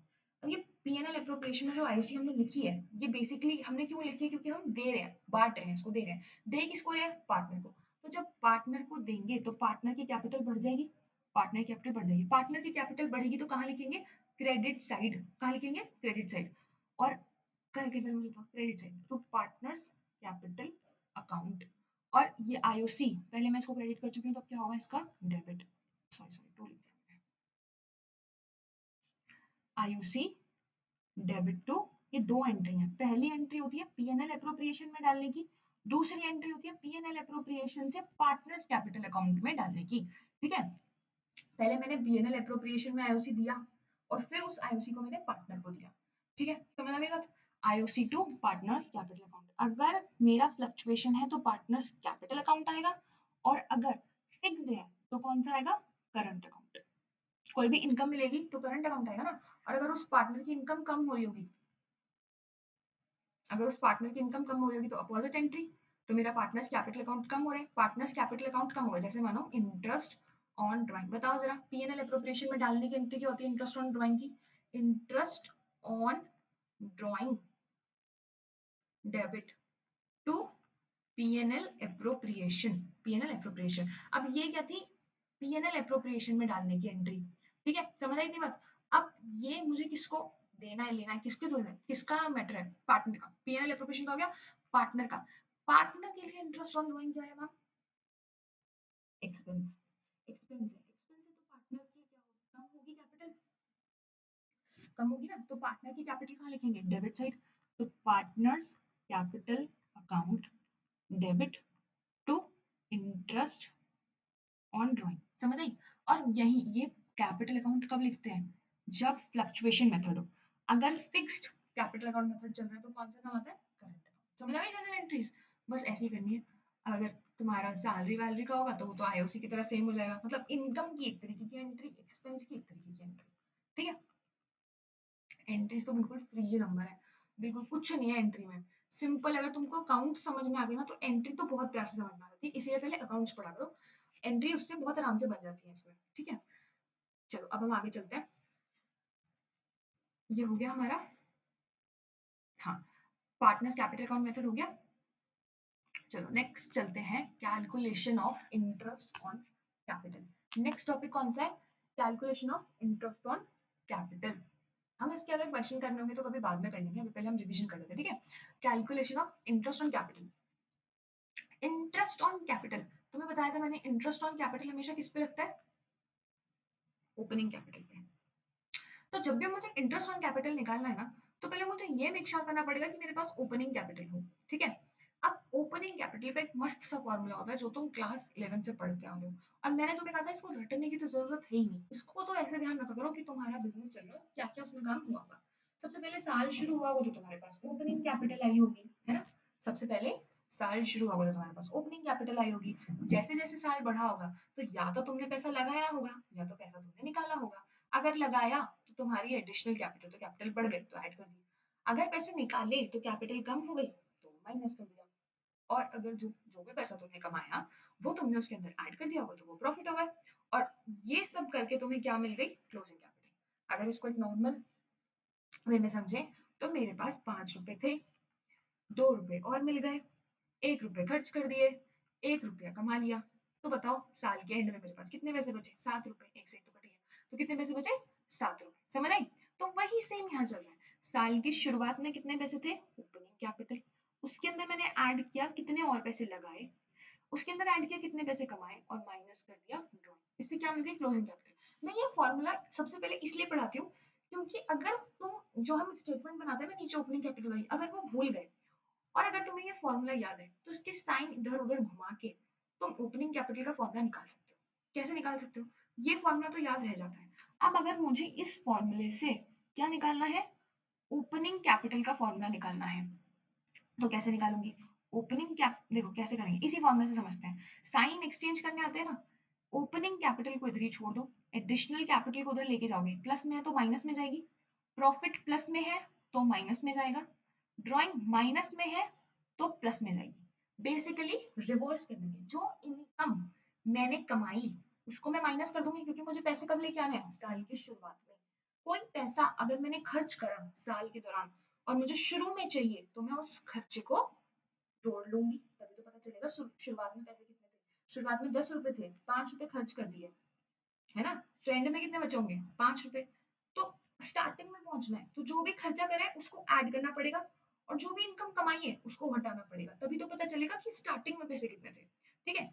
अगर तुमको लॉजिक नहीं क्लिक हो रहा, नहीं समझ आ रहा, तो छोड़ो, तुम इस फॉर्मूले से तो लॉजिक समझ आता है ना, बस इस फॉर्मूले से क्या करना है, रिवर्स करना है साइन। एडिशनल कैपिटल को उधर लेके जाओ प्लस में या माइनस में, प्रॉफिट भी प्लस में उधर जाके माइनस में, ड्राइंग माइनस में है उधर जाके प्लस में, तो तुम्हारा फॉर्मूला कुछ कैसा लगेगा, क्लोजिंग कैपिटल प्लस ड्राइंग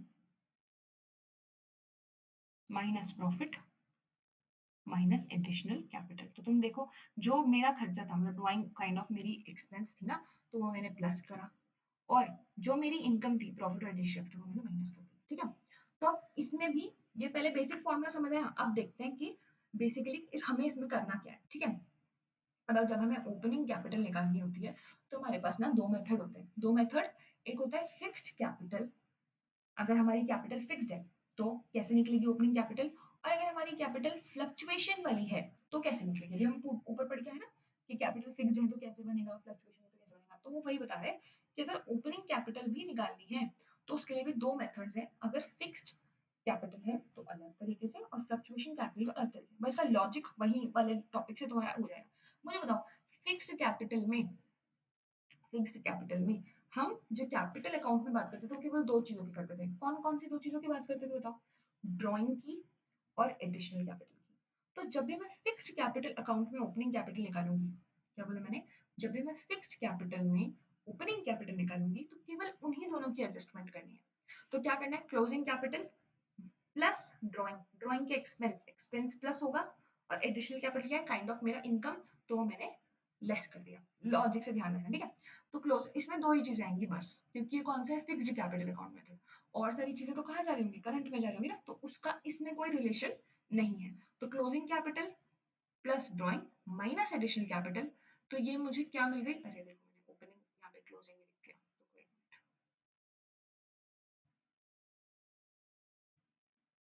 तो मुझे क्या मिल गई, ओपनिंग कैपिटल, यहाँ से ही लिखा था ओपनिंग कैपिटल। ठीक है।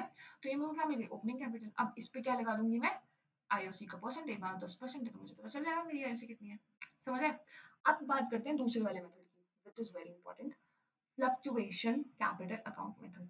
क्योंकि यहाँ पर कैपिटल में हम सब कुछ कंसीडर करते हैं, what ever the expenses I have made, what ever the income I have earned, जो भी मैंने कमाया, जो भी मैंने खर्च किया, मैं सब चीजें इसके अंदर लेके चलती हूँ।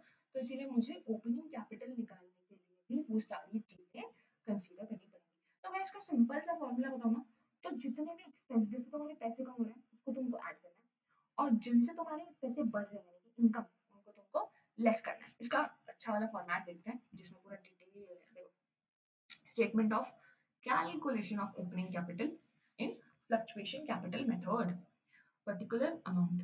देखो सबसे पहले क्लोजिंग कैपिटल गिवन होगी, वो लिख लिया। अब इसमें ऐड करेंगे जिन जिन रीजंस की वजह से मेरी कैपिटल कम हुई थी। Drawing against capital, drawing against profit, दोनों आती हैं। इंटरेस्ट ऑन ड्रॉइंग वो भी ऐड होगी क्योंकि उससे मेरी कैपिटल कम हुई होगी। लॉस, उससे भी मेरी कैपिटल कम हुई होगी तो वो भी ऐड होगा। तो सारे ये एक्सपेंसेस थे, ये मैंने क्या कर दिए, ऐड कर दिए। आगे चलो, लेस एडिशनल कैपिटल, इससे मेरी कैपिटल बढ़ गई होगी तो मैंने लेस कर दी। प्रॉफिट से भी मेरी कैपिटल बढ़ गई होगी तो मैंने लेस कर दिया, और इंटरेस्ट ऑन कैपिटल से भी मेरी कैपिटल बढ़ गई होगी तो मैंने लेस कर दिया, और मुझे क्या मिल गया, ओपनिंग कैपिटल मिल गया। और अब इस ओपनिंग कैपिटल में मैं क्या कैलकुलेट करूंगी, आईओसी। पहले मेरे को बताओ इतना पॉइंट समझ आया, तब मैं थोड़ा एक लेवल आगे वाले पॉइंट पे चलना चाहूंगी जहां पे दिक्कत आती है। ठीक है, इतना पॉइंट क्लियर हो गया। आराम से तुम एक बार फॉर्मेट देख लो, हमने क्या ऐड किया, हमने क्या लिस्ट किया।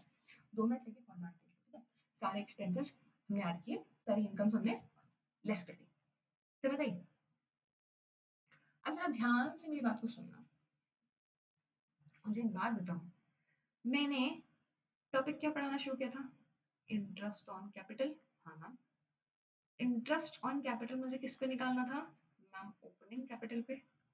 हाँ, और इस ओपनिंग कैपिटल को, एक मिनट को, मैंने टॉपिक क्या पढ़ाना शुरू किया था, आईओसी, इंटरेस्ट ऑन कैपिटल। और आईओसी किस पे निकलती है, ओपनिंग कैपिटल। तो मैं कहाँ क्या निकालने लगी, ओपनिंग कैपिटल निकालने लगी। अब ये ओपनिंग कैपिटल निकालने के लिए ही इंटरेस्ट ऑन कैपिटल चाहिए।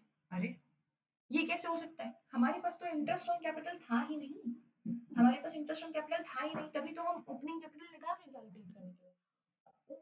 ओपनिंग कैपिटल निकालने के लिए ही मुझे किस चीज की जरूरत पड़ गई, बताओ, इंटरेस्ट ऑन कैपिटल की जरूरत पड़ गई। तो यहाँ पे वो एक टॉपिक पढ़ा था हमने, थोड़ा सा खतरनाक सा, जिसमें वो थोड़ी सी कैलकुलेशन आती है और लॉजिक आता है थोड़ा सा।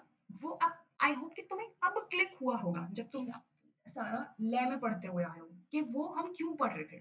मतलब मेरे को आईओसी निकालना था, आईओसी निकालने के लिए मैं ओपनिंग कैपिटल निकालने चली, ओपनिंग कैपिटल निकालने के लिए ही आईओसी चाहिए। अरे ये ऐसा कैसे हो रहा है, ये तो सर्कल सा बन गया।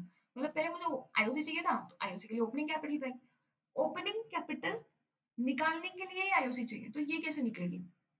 तो इसमें हमने देखा था कि पार्टनर की कैपिटल को कंबाइन कर दो, जो उनकी क्लोजिंग कैपिटल है, इसके स्टेप्स थे ना कुछ कि इसको कैसे निकालेंगे।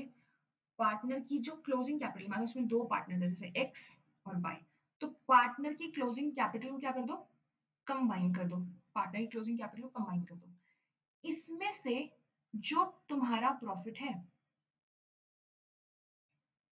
उसको माइनस कर दो। ठीक है, क्या बोला मैंने, क्लोजिंग कैपिटल को कंबाइन कर लो, दोनों पार्टनर्स की कैपिटल को ऐड कर लो, इसमें से प्रॉफिट को लेस कर दो। कहीं ना कहीं तुम ओपनिंग कैपिटल पे पहुंच गए, क्योंकि ऐसे क्वेश्चंस में ना और कुछ दे नहीं रखा होता, मोस्ट ऑफ द केसेस में बस यही पॉइंट होता है। ठीक है, तो तुम कहाँ पहुंच गए, ओपनिंग कैपिटल पे पहुंच गए ना, पहुंच गए नहीं पहुंच गए।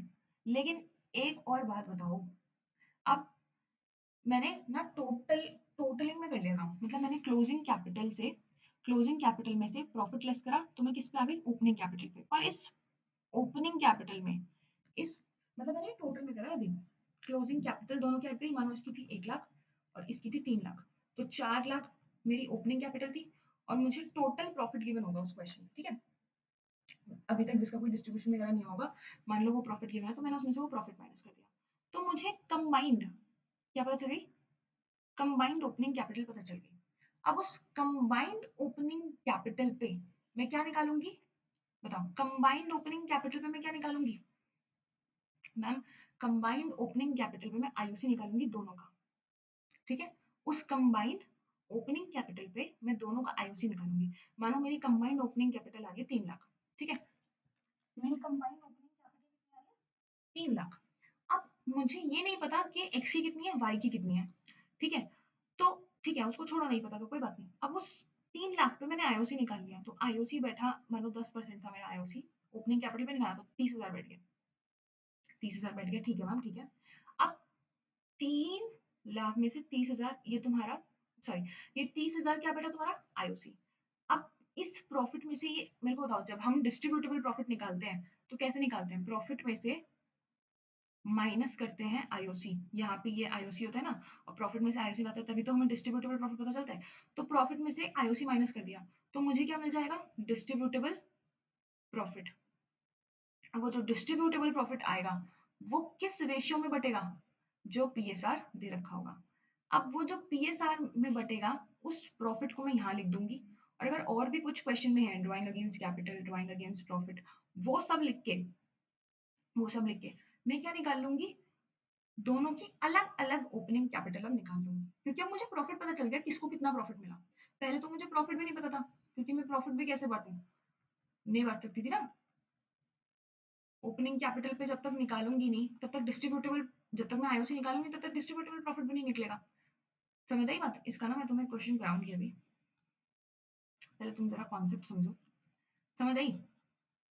थोड़ी थोड़ी समझ आई बात? कर क्या रहे थे हम, बताओ मुझे। ओहो, समझ आई थोड़ी थोड़ी बात?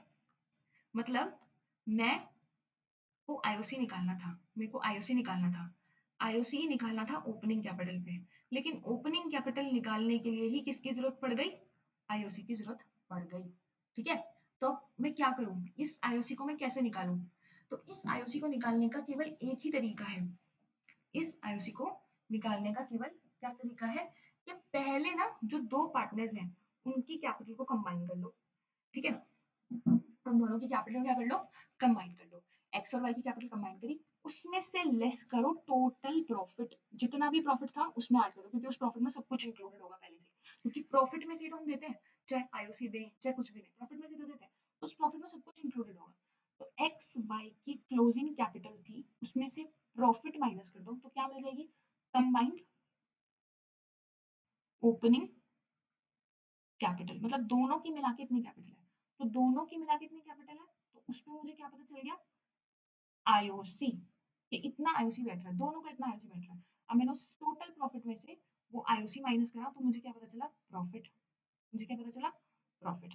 उस प्रॉफिट, कौन सा प्रॉफिट? Distributable profit. उस डिस्ट्रीब्यूटेबल प्रॉफिट को मैंने कौन से रेशियो में बांट दिया? अपने प्रॉफिट शेयरिंग रेशियो में। कौन से रेशियो में बांट दिया? प्रॉफिट शेयरिंग रेशियो में। मतलब उसके बाद आईओसी कैसे निकलेगी? अभी तो हम केवल कहाँ पहुंचे? डिस्ट्रीब्यूटेबल प्रॉफिट पे पहुंचे, है ना? अभी तो हम केवल कहाँ पहुंचे? डिस्ट्रीब्यूटेबल प्रॉफिट पे पहुंचे। अब वो डिस्ट्रीब्यूटेबल प्रॉफिट निकालने के बाद मुझे क्या बनानी पड़ेगी? ये स्टेटमेंट बनानी पड़ेगी ओपनिंग कैपिटल की। और जब मैं ये स्टेटमेंट बनाऊंगी तो यहाँ पे सबसे पहले लिखूंगी अपनी दोनों पार्टनर्स की opening capital, closing capital, sorry, closing capital लिखूंगी दोनों पार्टनर्स की। कोई ड्राइंग होगी तो वो लिखूंगी, कोई इंटरेस्ट ऑन ड्राइंग होगी तो वो लिखूंगी। वैसे इस क्वेश्चन में होती नहीं है क्योंकि फिर वो प्रॉफिट में भी कंसीडर होती। ठीक है, तो वो लिखूंगी। एडिशनल कैपिटल होगी तो वो लिखूंगी, और वो जो डिस्ट्रीब्यूटेबल प्रॉफिट निकाला है उन दोनों को लिख दूंगी।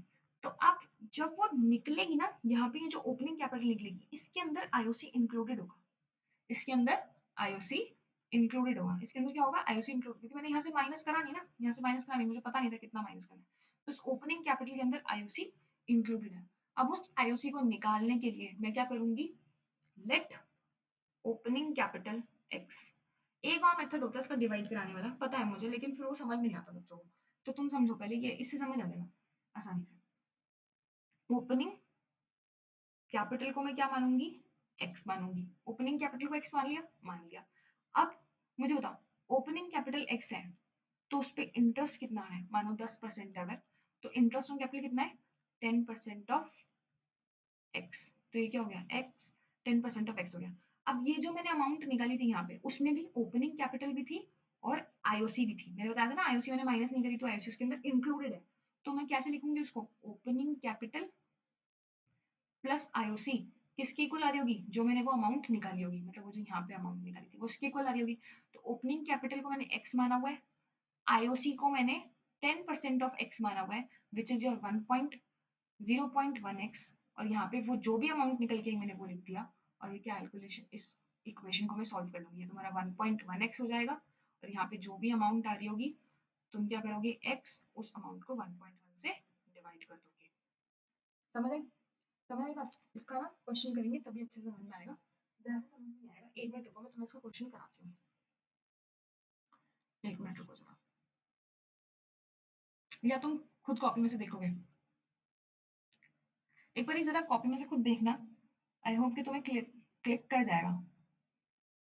ठीक है, समझ आ जाएगा। मैंने काफी उस तरीके से समझाया, एक बार कॉपी से खुद खोल के देखोगे तो समझ आएगा। ठीक है,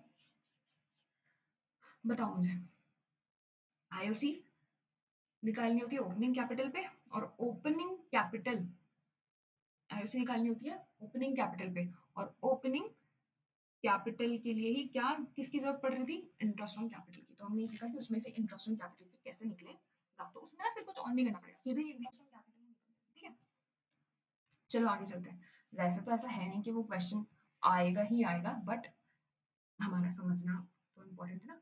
समझ आया, वेरी गुड। नहीं आया बाद में क्वेश्चन कर लेंगे, क्लिक हो जाएगा। ठीक है, आगे चलते हैं।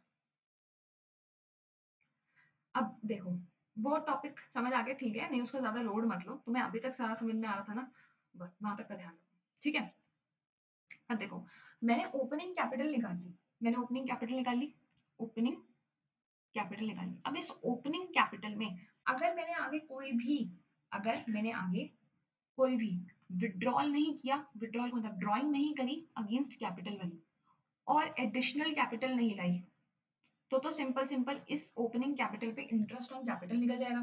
ठीक है, 10% लगाओ इस ओपनिंग कैपिटल पे और काम खत्म।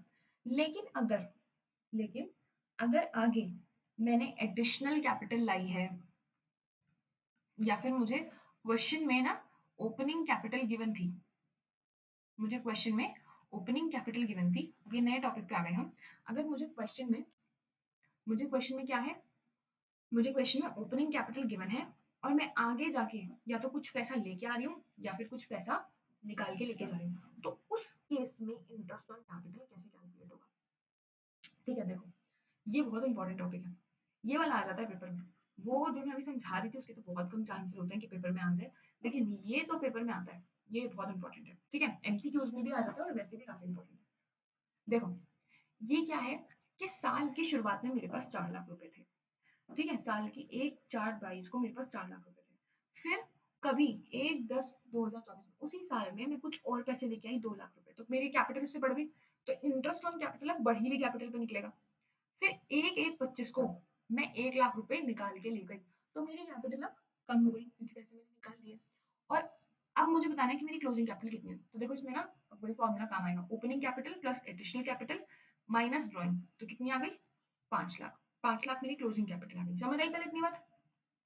ठीक है, अब इसमें इंटरेस्ट ऑन कैपिटल कैसे निकलेगा, टाइम पीरियड पे मुझे ये देखना पड़ेगा कब से कब तक मेरे पास कितने पैसे रहे, कब से कब तक कितने पैसे रहे, और कब से कब तक कितने पैसे रहे, कितने पीरियड के लिए कितना पैसा रहा मेरे पास। जब मेरा साल शुरू हुआ तो मेरे पास 4 लाख रुपए थे, जब मेरा साल शुरू हुआ तो मेरे पास 4 लाख रुपए थे, और वो 4 लाख रुपए मेरे पास कब तक रहे, 1/10/2024 तक, क्योंकि उसके बाद तो मैं और पैसे ले आई। तो सबसे पहले ये देखो कि कितना पैसा कितने टाइम तक रहा।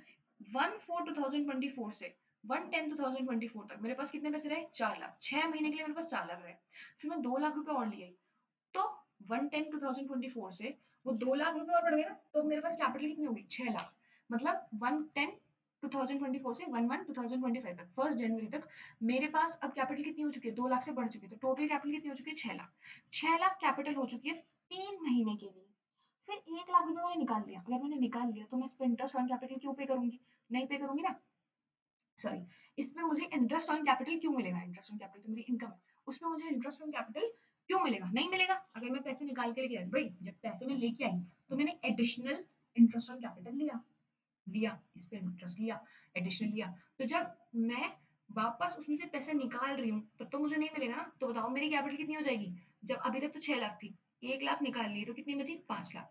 तो मतलब 5 लाख मेरी कैपिटल रही कितने टाइम के लिए, 3 महीने के लिए। अगेन 5 लाख मेरी कैपिटल रही 1/1/25 से लेके 31/3/25 तक, 5 लाख रुपए 3 महीने के लिए रही। तो अब इस पे मैं इंटरेस्ट कैपिटल लगा दूंगी, 4 लाख 10%, 10% है इसमें भी, 4 लाख 10%, 6/12, 6 महीने के लिए रही थी तो इसलिए 20,000 आ गया।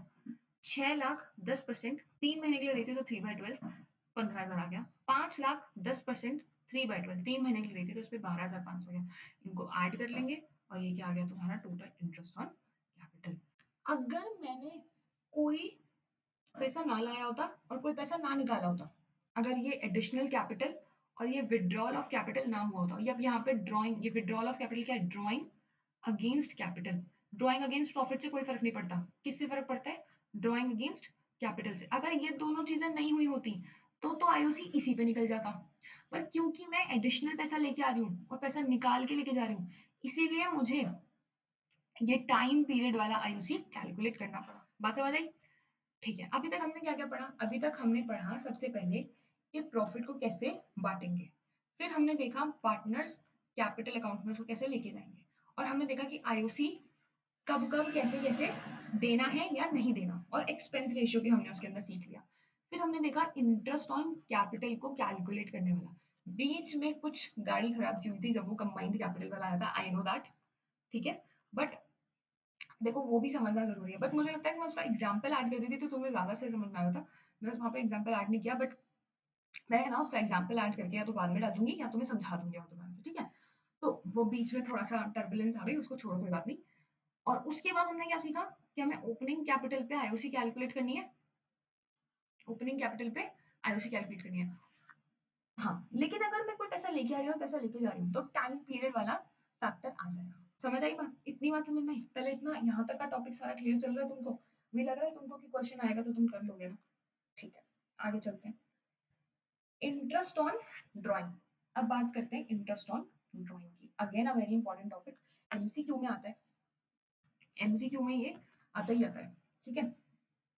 चलो देखते हैं interest on drawing. Interest on drawing का मतलब क्या है, मैंने फर्म में जो पैसा लगाया था और उस वो जो कुछ पैसा जो मैंने फॉर्म में लगाया था वो मैंने निकाला, तो क्या उस पे इंटरेस्ट ऑन ड्राइंग लगेगा? नहीं। अरे यार मेरे को एक बात बताओ, इंटरेस्ट ऑन ड्राइंग पार्टनर के लिए क्या होता है? एक्सपेंस, एक्सपेंस होता है। तो मुझे बताओ, मैं मेरा पैसा लगाया और मैं मेरा पैसा लेके जा रही हूँ, तो मैं किस बात का तुम्हें इंटरेस्ट दूं? कोई उसका तो रेलेवेंस ही नहीं है इंटरेस्ट देने का। बट हाँ, अगर कोई ऐसा पैसा था जो मैं अभी कमाती, है ना, मैं कमाती, वो मुझे मिलता, मुझे डिस्ट्रीब्यूटेबल प्रॉफिट कब मिलता है? 31/3/25 में, मतलब साल जब खत्म होता तब मिलता है। लेकिन मैंने कहीं बीच में ही वो प्रॉफिट निकाले, मैंने कहा हाँ हाँ बाद में भी तो दोगे, अभी पहले ही दे दो। तो वो जो मैं प्रॉफिट निकाल रही हूँ ना, ये कौन सी है, ड्रॉइंग अगेंस्ट प्रॉफिट, उस पर इंटरेस्ट लगता है, ठीक है। मैं मेरा पैसा लेके जा रही हूँ ड्रॉइंग अगेंस्ट कैपिटल, तो मुझे इंटरेस्ट देने की कोई जरूरत नहीं है। लेकिन मैं ऐसा पैसा निकाल रही हूँ जो मुझे बाद में मिलने वाला था और मैंने पहले ही निकाल लिया, that is a drawing against profit, या है ना, ड्रॉइंग अगेंस्ट प्रॉफिट। तो उस पे मेरे को इंटरेस्ट देना पड़ेगा क्योंकि वो मैंने पहले निकाल लिया। तो फर्म कहेगा भाई तू पहले पैसे लेके जा रहा है तो कुछ तो हमको फायदा करा, कुछ तो हमको पैसे दे। तो इसलिए मुझे उस पर इंटरेस्ट पे करना पड़ता है। और ये इंटरेस्ट ऑन ड्रॉइंग पार्टनर के लिए क्या होती है? एक्सपेंस। फर्म के लिए क्या होती है? इनकम। अब देखो इसमें दो मेथड आते हैं, एक तो होता है तुम्हारा प्रोडक्ट मेथड और एक होता है तुम्हारा एवरेज पीरियड मेथड। पहले प्रोडक्ट मेथड समझते हैं। प्रोडक्ट मेथड तब लगता है जब इरेगुलर ड्राइंग कर रहे हो।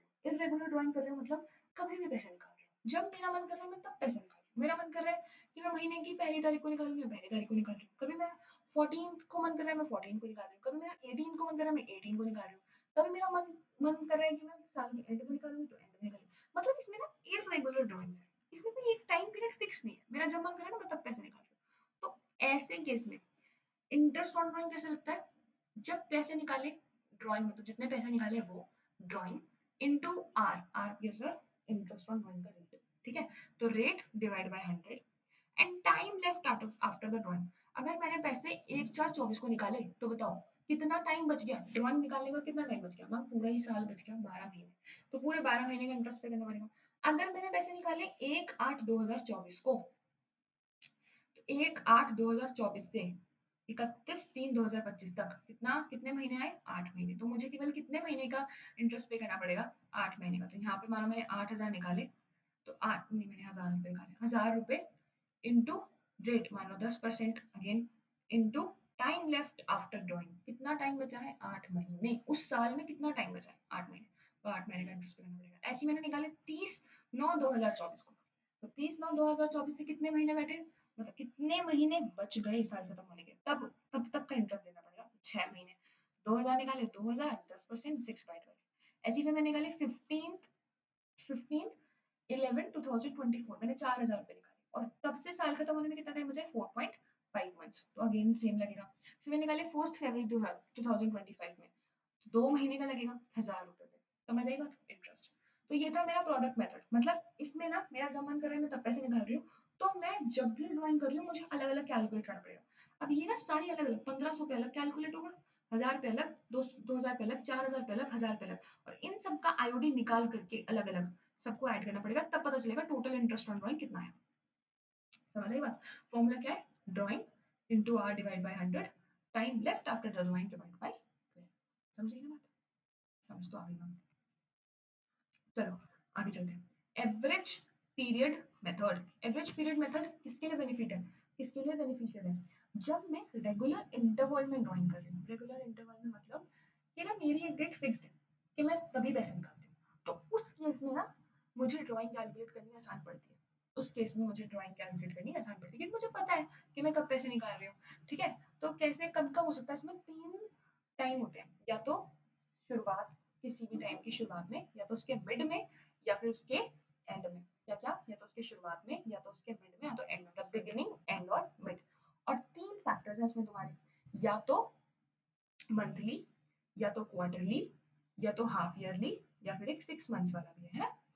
तो इसका क्या होता है फॉर्मूला? Total drawing. बताओ मेरे को, बताओ ये टोटल ड्राइंग भी इंपॉर्टेंट है, कैसे निकालते हैं टोटल ड्राइंग? मैं हर महीने पैसे निकालती हूँ, 5,000 हर महीने निकालती हूँ, तो टोटल ड्राइंग कितनी हो गई? 60,000, है ना? और बताओ मैं 5,000 हर क्वार्टर निकालती हूँ, बताओ भाई कितने क्वार्टर होते हैं एक साल में? बताओ। एक साल में हम 4 क्वार्टर होते हैं, और एक क्वार्टर में कितने महीने होते हैं? 3 महीने। ठीक है, तो बताओ क्वार्टर में, सॉरी, एक साल में कितने क्वार्टर? 4। और एक क्वार्टर में कितने महीने? 3। समझ आ गई बात? ठीक है, मुझे बताओ टोटल ड्राइंग, टोटल ड्राइंग कैसे निकलेगी? एक मानो एक क्वार्टर में मैं 5,000 निकालती हूँ, तो कितने क्वार्टर है टोटल साल में? 4। तो टोटल ड्राइंग कितनी करी होगी मैंने? 20,000। ठीक है, ऐसे लिखा है हाफ ईयरली में, हाफ ईयरली में मैंने 20,000 निकाले, तो टोटल ड्राइंग कितनी करी होगी मैंने? 40,000, है ना? हाफ ईयरली में 20,000 निकाले तो टोटल ड्राइंग कितनी होगी? 40,000। समझ आई बात? इसका हो गया एवरेज पीरियड मेथड, हो गया drawing at regular interval. Formula देखो क्या होता है इसका, total drawing into rate divide by 100।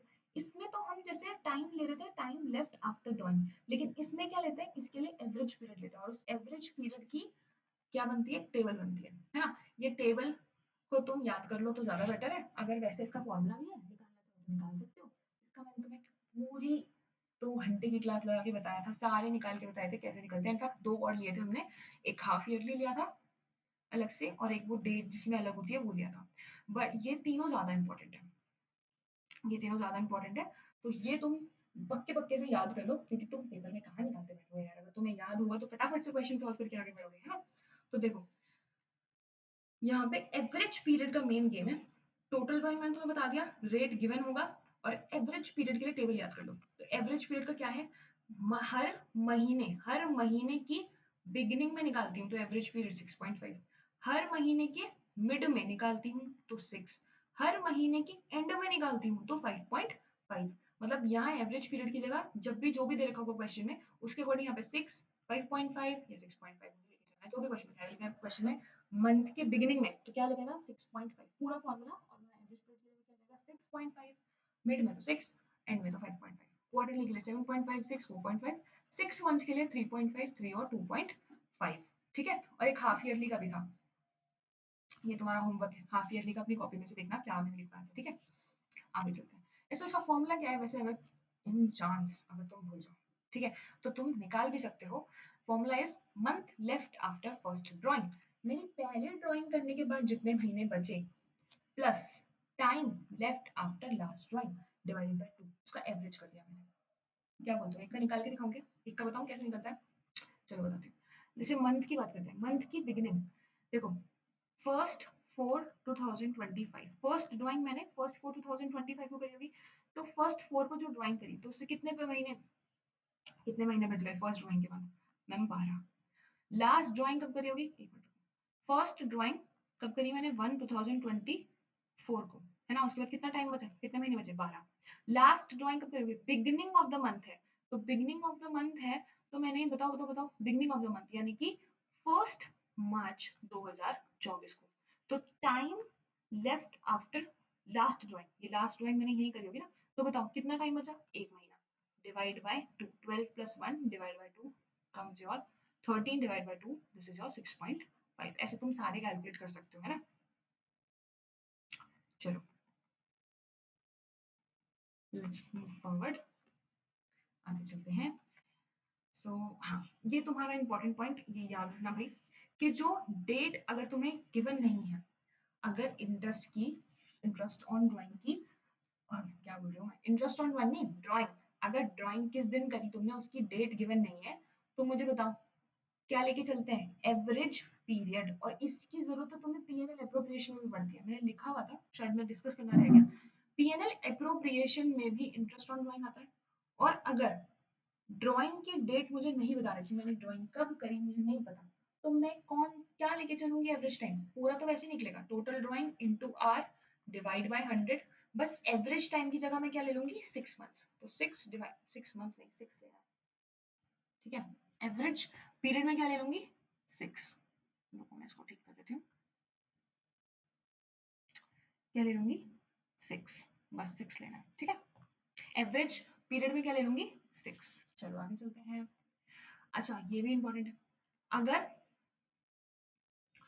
Question में रेट के साथ पर एनम नहीं लिखा, मैंने क्या बोला, क्वेश्चन में रेट के साथ पर एनम नहीं लिखा, जैसे हर बार तो हम देखते हैं लिखा होता है at the rate 10% per annum, at the rate 8% per annum, interest on drawing की बात कर रही हूँ मैं, ठीक है। अगर पर एनम नहीं लिखा तो मुझे मंथ्स की कैलकुलेशन नहीं करनी वहां पे।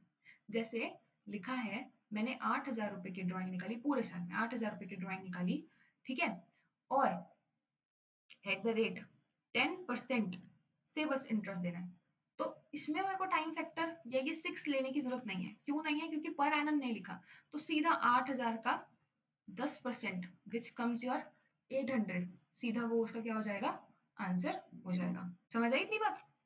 चलो कब करना ही है, पढ़ लो दोबारा, इसको पढ़ लो, ये दोनों बहुत इंपॉर्टेंट है, अगर पर एनम नहीं लिखा, ठीक है। चलो आगे चलो, past adjustment, important topic. Past adjustment कब कितने दिनों तक चला था हमारा क्लास में टॉपिक, है ना। पास्ट एडजस्टमेंट, पास्ट एडजस्टमेंट की टेबल देखो। पास्ट एडजस्टमेंट क्या है, पुरानी गलतियों को सुधारना, जो भी भूतकाल में इतनी हिंदी नहीं, जो भी तुमसे तुम्हारे पास्ट में जो भी गलतियां हो गई, ये कैलकुलेशन वैल्कुलेशन करने में प्रॉफिट गलत बांट लिया, कुछ देना भूल गए, उसको अब तुम ठीक करो। कैसे ठीक करोगे, आ जाओ देखते हैं। पहले तो पास्ट एडजस्टमेंट टेबल बनेगी, particular X Y Z partner के नाम और फर्म, फिर यहाँ पे ये ना सेम पार्टनर कैपिटल अकाउंट की तरह है, ठीक है। और मैंने तुम्हें बताया था ये जो फर्म का होता है ये बिल्कुल पीएनएल एप्रोप्रिएशन की तरह ट्रीट करता है, और ये बिल्कुल पार्टनर कैपिटल की तरह होता है ना।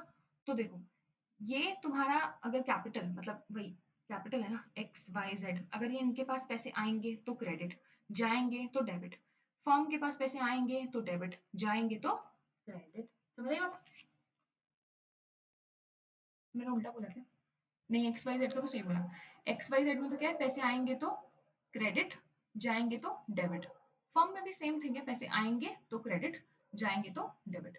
क्योंकि फर्म का भी नॉमिनल रूल होता है, नॉमिनल रूल भी क्या होता है, इनकम को क्रेडिट करते हैं, एक्सपेंस को डेबिट करते हैं। तो फर्म का सारा ये हो गया। और इसमें तो कैपिटल के रूल चलेंगे, कैपिटल बढ़ती है तो क्रेडिट, कम होती है तो डेबिट। तो जब भी पैसे आएंगे तो क्रेडिट और जाएंगे तो डेबिट, मतलब एक पूरा इसमें तो यूनिवर्सल टाइप ऑफ लॉ लग रहा है क्या, कि पैसे आएंगे तो क्रेडिट, जाएंगे तो डेबिट, सिंपल, ठीक है। अब देखते हैं, अगर मैंने प्रॉफिट दे दिया, किसी गलत रेशियो में दे दिया, तो उस केस में मुझे प्रॉफिट पहले लेना पड़ेगा वापस। उस केस में मुझे क्या करना पड़ेगा, पहले प्रॉफिट लेना पड़ेगा वापस, या क्या है प्रॉफिट रिवर्स।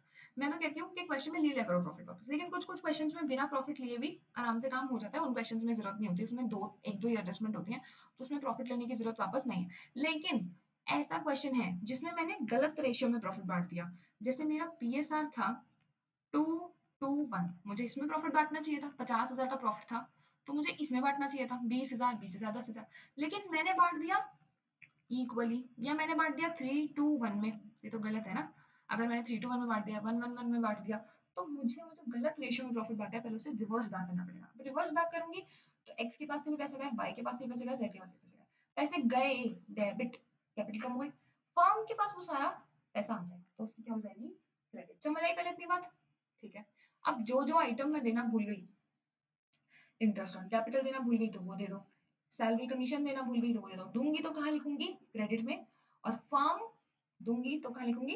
क्रेडिट में, क्योंकि एक्स की कैपिटल बढ़ रही है, वाई की बढ़ रही है, जेड की बढ़ रही है। और फर्म दे रहा है ना, मैं थोड़ी दे रही हूँ, फर्म दे रहा है। फर्म देगा तो फर्म की कहाँ आ जाएगा? डेबिट में। ठीक है।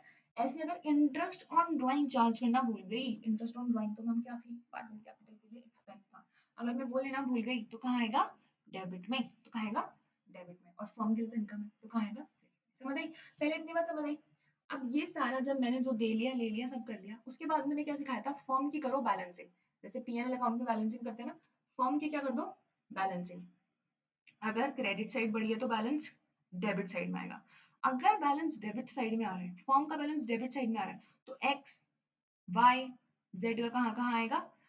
क्रेडिट साइड में। देखो, ग्रीन ग्रीन ग्रीन ग्रीन, है ना बढ़िया चीज? मैंने क्या करा? अगर बैलेंस तुम्हारा डेबिट साइड में, तो इन लोगों की कहाँ आएगा? क्रेडिट साइड में। अगर बैलेंस तुम्हारा क्रेडिट साइड में, मतलब ये साइड बड़ी होगी, यहाँ इसको लिखा होगा माइनस का होगा, तो ये आ रहा है बैलेंस। अगर तुम्हारा बैलेंस क्रेडिट साइड में आ रहा है, तो इनका कहाँ आएगा? Debit debit debit, red red red. समझ रहा है? समझ आई ये बात? अब ये सारा मैंने कर दिया, अब इसको बांटूंगी कैसे? इसको बांटूंगी कैसे? ये तो मैंने बैलेंस अमाउंट निकाली है, इसको मुझे किसमें बांटना है?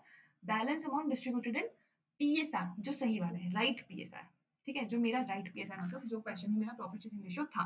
गलत रेशियो में जो बांट दिया था उसको पहले वापस ले लिया, जो जो चीजें नहीं दी थी वो दे दी। ठीक है। और जो जो चीजें लेनी थी वो ले ली। अब उसके बाद जो भी बैलेंस अमाउंट बचा फर्म का, वो मैंने प्रॉफिट शेयरिंग रेशियो में बांट दिया। This is the most easiest. हाँ, थोड़ी कैलकुलेशन ज्यादा पड़ती है, आई नो दैट, थोड़ा कैलकुलेशन ज्यादा पड़ता है इस मेथड में, लेकिन गलती होने के चांसेस कम। ठीक है। अब ये आ गया तुम्हारा, ये बैलेंस आ जाएगा सारा। अब क्या करना होता है? इसका तो काम खत्म। मैंने क्या सिखाया था? एक्स और वाई, देखो कौन सी साइड इसकी बड़ी है। ठीक है, इनका डिफरेंस निकालो, इन दोनों अमाउंट का क्या करो? डिफरेंस निकालो, और देखो कौन सी साइड बड़ी है। अगर डेबिट साइड बड़ी है तो ये डेबिट, क्रेडिट साइड बड़ी है तो ये क्रेडिट, ऐसे सबका करो। और फिर एक जर्नल एंट्री पास कर दो। अगर कैपिटल फ्लक्चुएशन है, देखो पुराना वाला कॉन्सेप्ट फिर से आ गया, अगर कैपिटल फ्लक्चुएशन है तो कैपिटल अकाउंट लिखना, और अगर कैपिटल फिक्स्ड है तो करंट अकाउंट लिखना। इस क्वेश्चन में मैंने अपने आप से एक जर्नल एंट्री पास कर दी कि ए को पैसे देने हैं सी को और बी को। ठीक है, तो ए कैपिटल या current account debit, to B capital current account credit, to C capital current account credit. और यहाँ पे जो अमाउंट आ रही होगी वो यहाँ पे तुम लिख देना, और बाद में क्या लिख देना? बीइंग एडजस्टमेंट एंट्री पास। समझ आया? अब इसमें ना एक पॉइंट था, अगर तुमको याद हो, जो सारे क्वेश्चंस में ऑलमोस्ट आ रहा था जब हम आगे चल रहे थे, तो काफी सारे क्वेश्चंस में वो पॉइंट आ रहा था, इंटरेस्ट ऑन कैपिटल वाला। इंटरेस्ट ऑन कैपिटल वाला, मैम क्या इंटरेस्ट ऑन कैपिटल वाला? इसमें इंटरेस्ट ऑन कैपिटल हम देना भूल गए ना, इंटरेस्ट ऑन कैपिटल देंगे। और फिर से बताओ, इंटरेस्ट ऑन कैपिटल किस पे देंगे? मैम इंटरेस्ट ऑन कैपिटल हम देंगे ओपनिंग कैपिटल पे।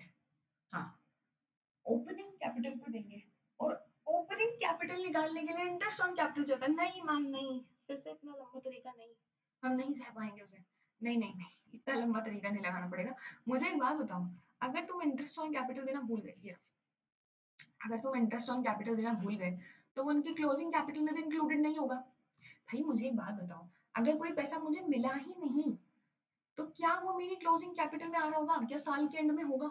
मुझे करना क्या है बेसिकली? मुझे साल के एंड वाले पैसे से साल का, हाँ, साल के एंड वाले पैसे से, एक मिनट, साल के एंड वाले पैसे से साल का शुरुआत वाला पैसा निकालना है।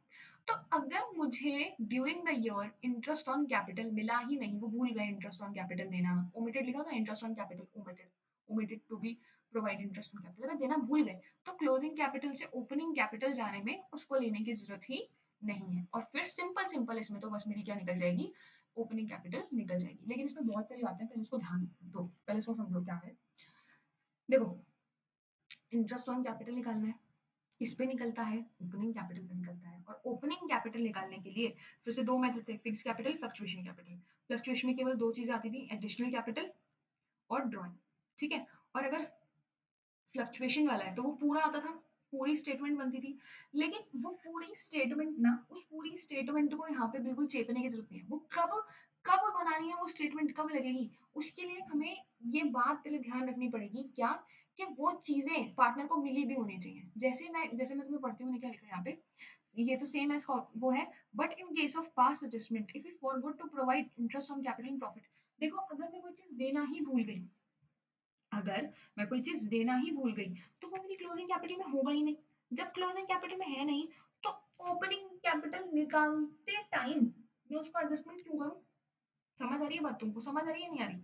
मानो साल की शुरुआत में तुम्हारे पास 100 रुपए थे, तुम्हारी मम्मी तुम्हें रिझा रही थी 50 रुपए दूंगी, 50 रुपए दूंगी, 50 रुपए दूंगी, दिए हैं नहीं, तो साल के एंड में भी तो 100 ही रुपए बचे, बचे नहीं बचे?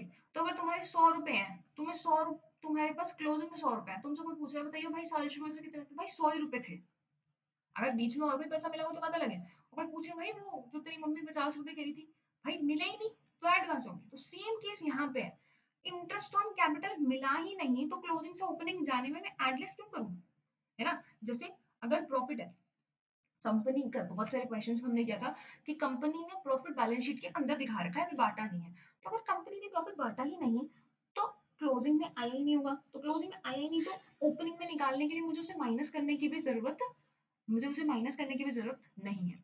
ऐसी ड्राइंग का भी बहुत सारे, एक क्वेश्चन था मुझे याद है, ड्राइंग वैसे तो प्लस होती है, ड्राइंग क्लोजिंग से ओपनिंग जाने में प्लस होती है, लेकिन अगर वो ड्राइंग की एडजस्टमेंट मैंने क्लोजिंग कैपिटल में करी ही नहीं, मतलब मेरी क्लोजिंग कैपिटल 2 लाख थी, ठीक है, मेरी क्लोजिंग कैपिटल कितनी थी, 2 लाख, और वो ऐसी ही शो हो रही है, मतलब मैंने जब क्लोजिंग कैपिटल लिखी ना 2 लाख, तो मैंने इसमें से ड्राइंग माइनस करी ही नहीं, मैंने इसमें से ड्राइंग माइनस करी नहीं, अगर मैंने ड्राइंग माइनस करी ही नहीं, तो मैं ओपनिंग कैपिटल में जाने के लिए इसको प्लस क्यों करूंगी? नहीं करूंगी।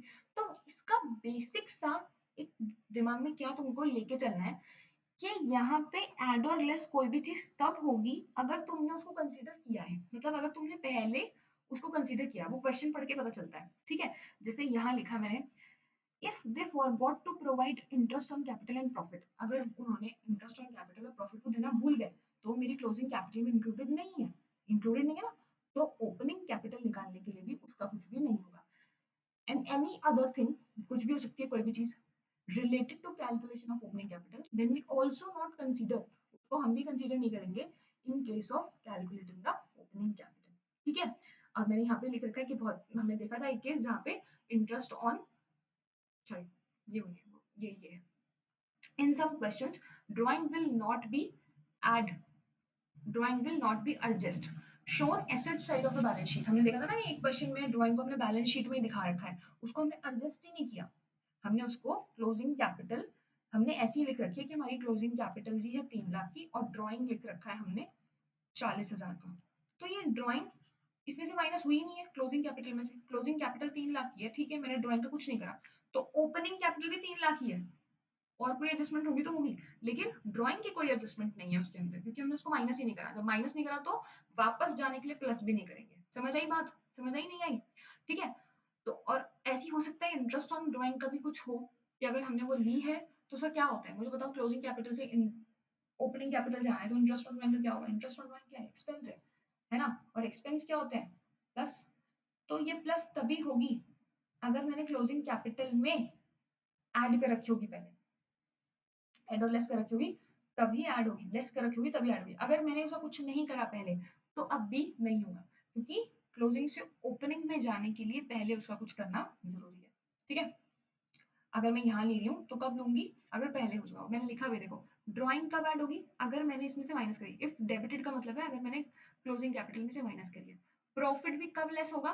Only if given to the partner, अगर पार्टनर को प्रॉफिट दिया है, पार्टनर को प्रॉफिट दिया होगा तभी तो क्लोजिंग कैपिटल बढ़ी होगी, तभी तो क्लोजिंग कैपिटल बढ़ी होगी, और बढ़ी है और ओपनिंग कैपिटल पे जाना है तो माइनस करना पड़ेगा, माइनस तभी करूंगी जब मिला होगा। समझ आई बात?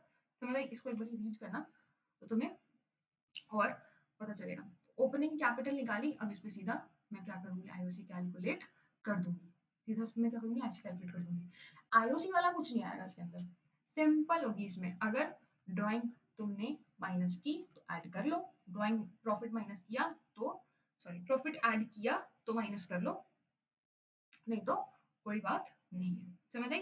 और सीधा ओपनिंग कैपिटल निकल जाएगी। समझ आई बात?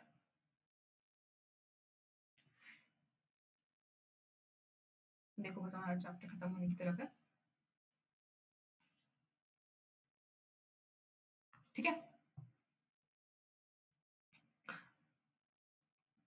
चलते हैं आगे। आगे हमारा गारंटी ऑफ प्रॉफिट का टॉपिक। गारंटी ऑफ प्रॉफिट तो आसान सा टॉपिक था। अगर फर्म ने पार्टनर को गारंटी दी, मतलब फर्म ने कहा कि पार्टनर पार्टनर तुम हमारी फर्म में आ जाओ। फर्म क्या होती है, बाकी और सारे पार्टनर्स होते हैं, ठीक है, मतलब हमारे पार्टनर्स को मिलाती तो फर्म बोलते हैं। तो फर्म ने क्या कहा पार्टनर को, पार्टनर पार्टनर तुम हमारी फर्म में आ जाओ, और तुम हमारी फर्म में आओगे ना तो हम तुम्हें पक्का पक्का इतना प्रॉफिट देंगे। और अगर उस प्रॉफिट में कोई भी डेफिशिएंसी हुई, अगर उस प्रॉफिट में कोई भी डेफिशिएंसी हुई तो वो डेफिशिएंसी कौन कौन करेंगे, पूरी फर्म, जो भी और पार्टनर्स होंगे वो फर्म बियर करेगी। कौन से रेशियो में वो डेफिशिएंसी को बियर करेगी, या तो उसके लिए रेशियो दे रखा होगा, ठीक है, बोला है मानो ए और बी है, ए और बी ने मिलके सी को गारंटी दी 50,000 के प्रॉफिट की।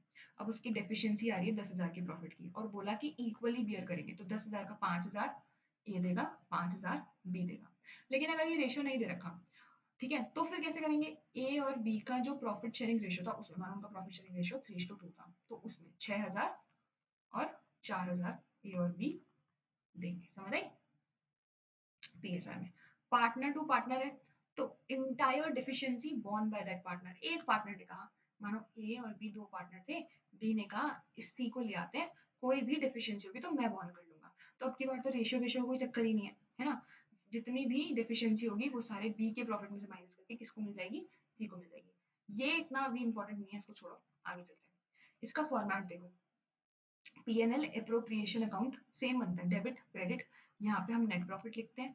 अगर कोई एडजस्टमेंट है तो वो यहाँ आ जाएगी, और उससे हमारा डिस्ट्रीब्यूटेबल प्रॉफिट निकल जाएगा। उस पहले इस डिस्ट्रीब्यूटेबल प्रॉफिट को तुम्हें क्या करना है, पीएसआर में बांटना है।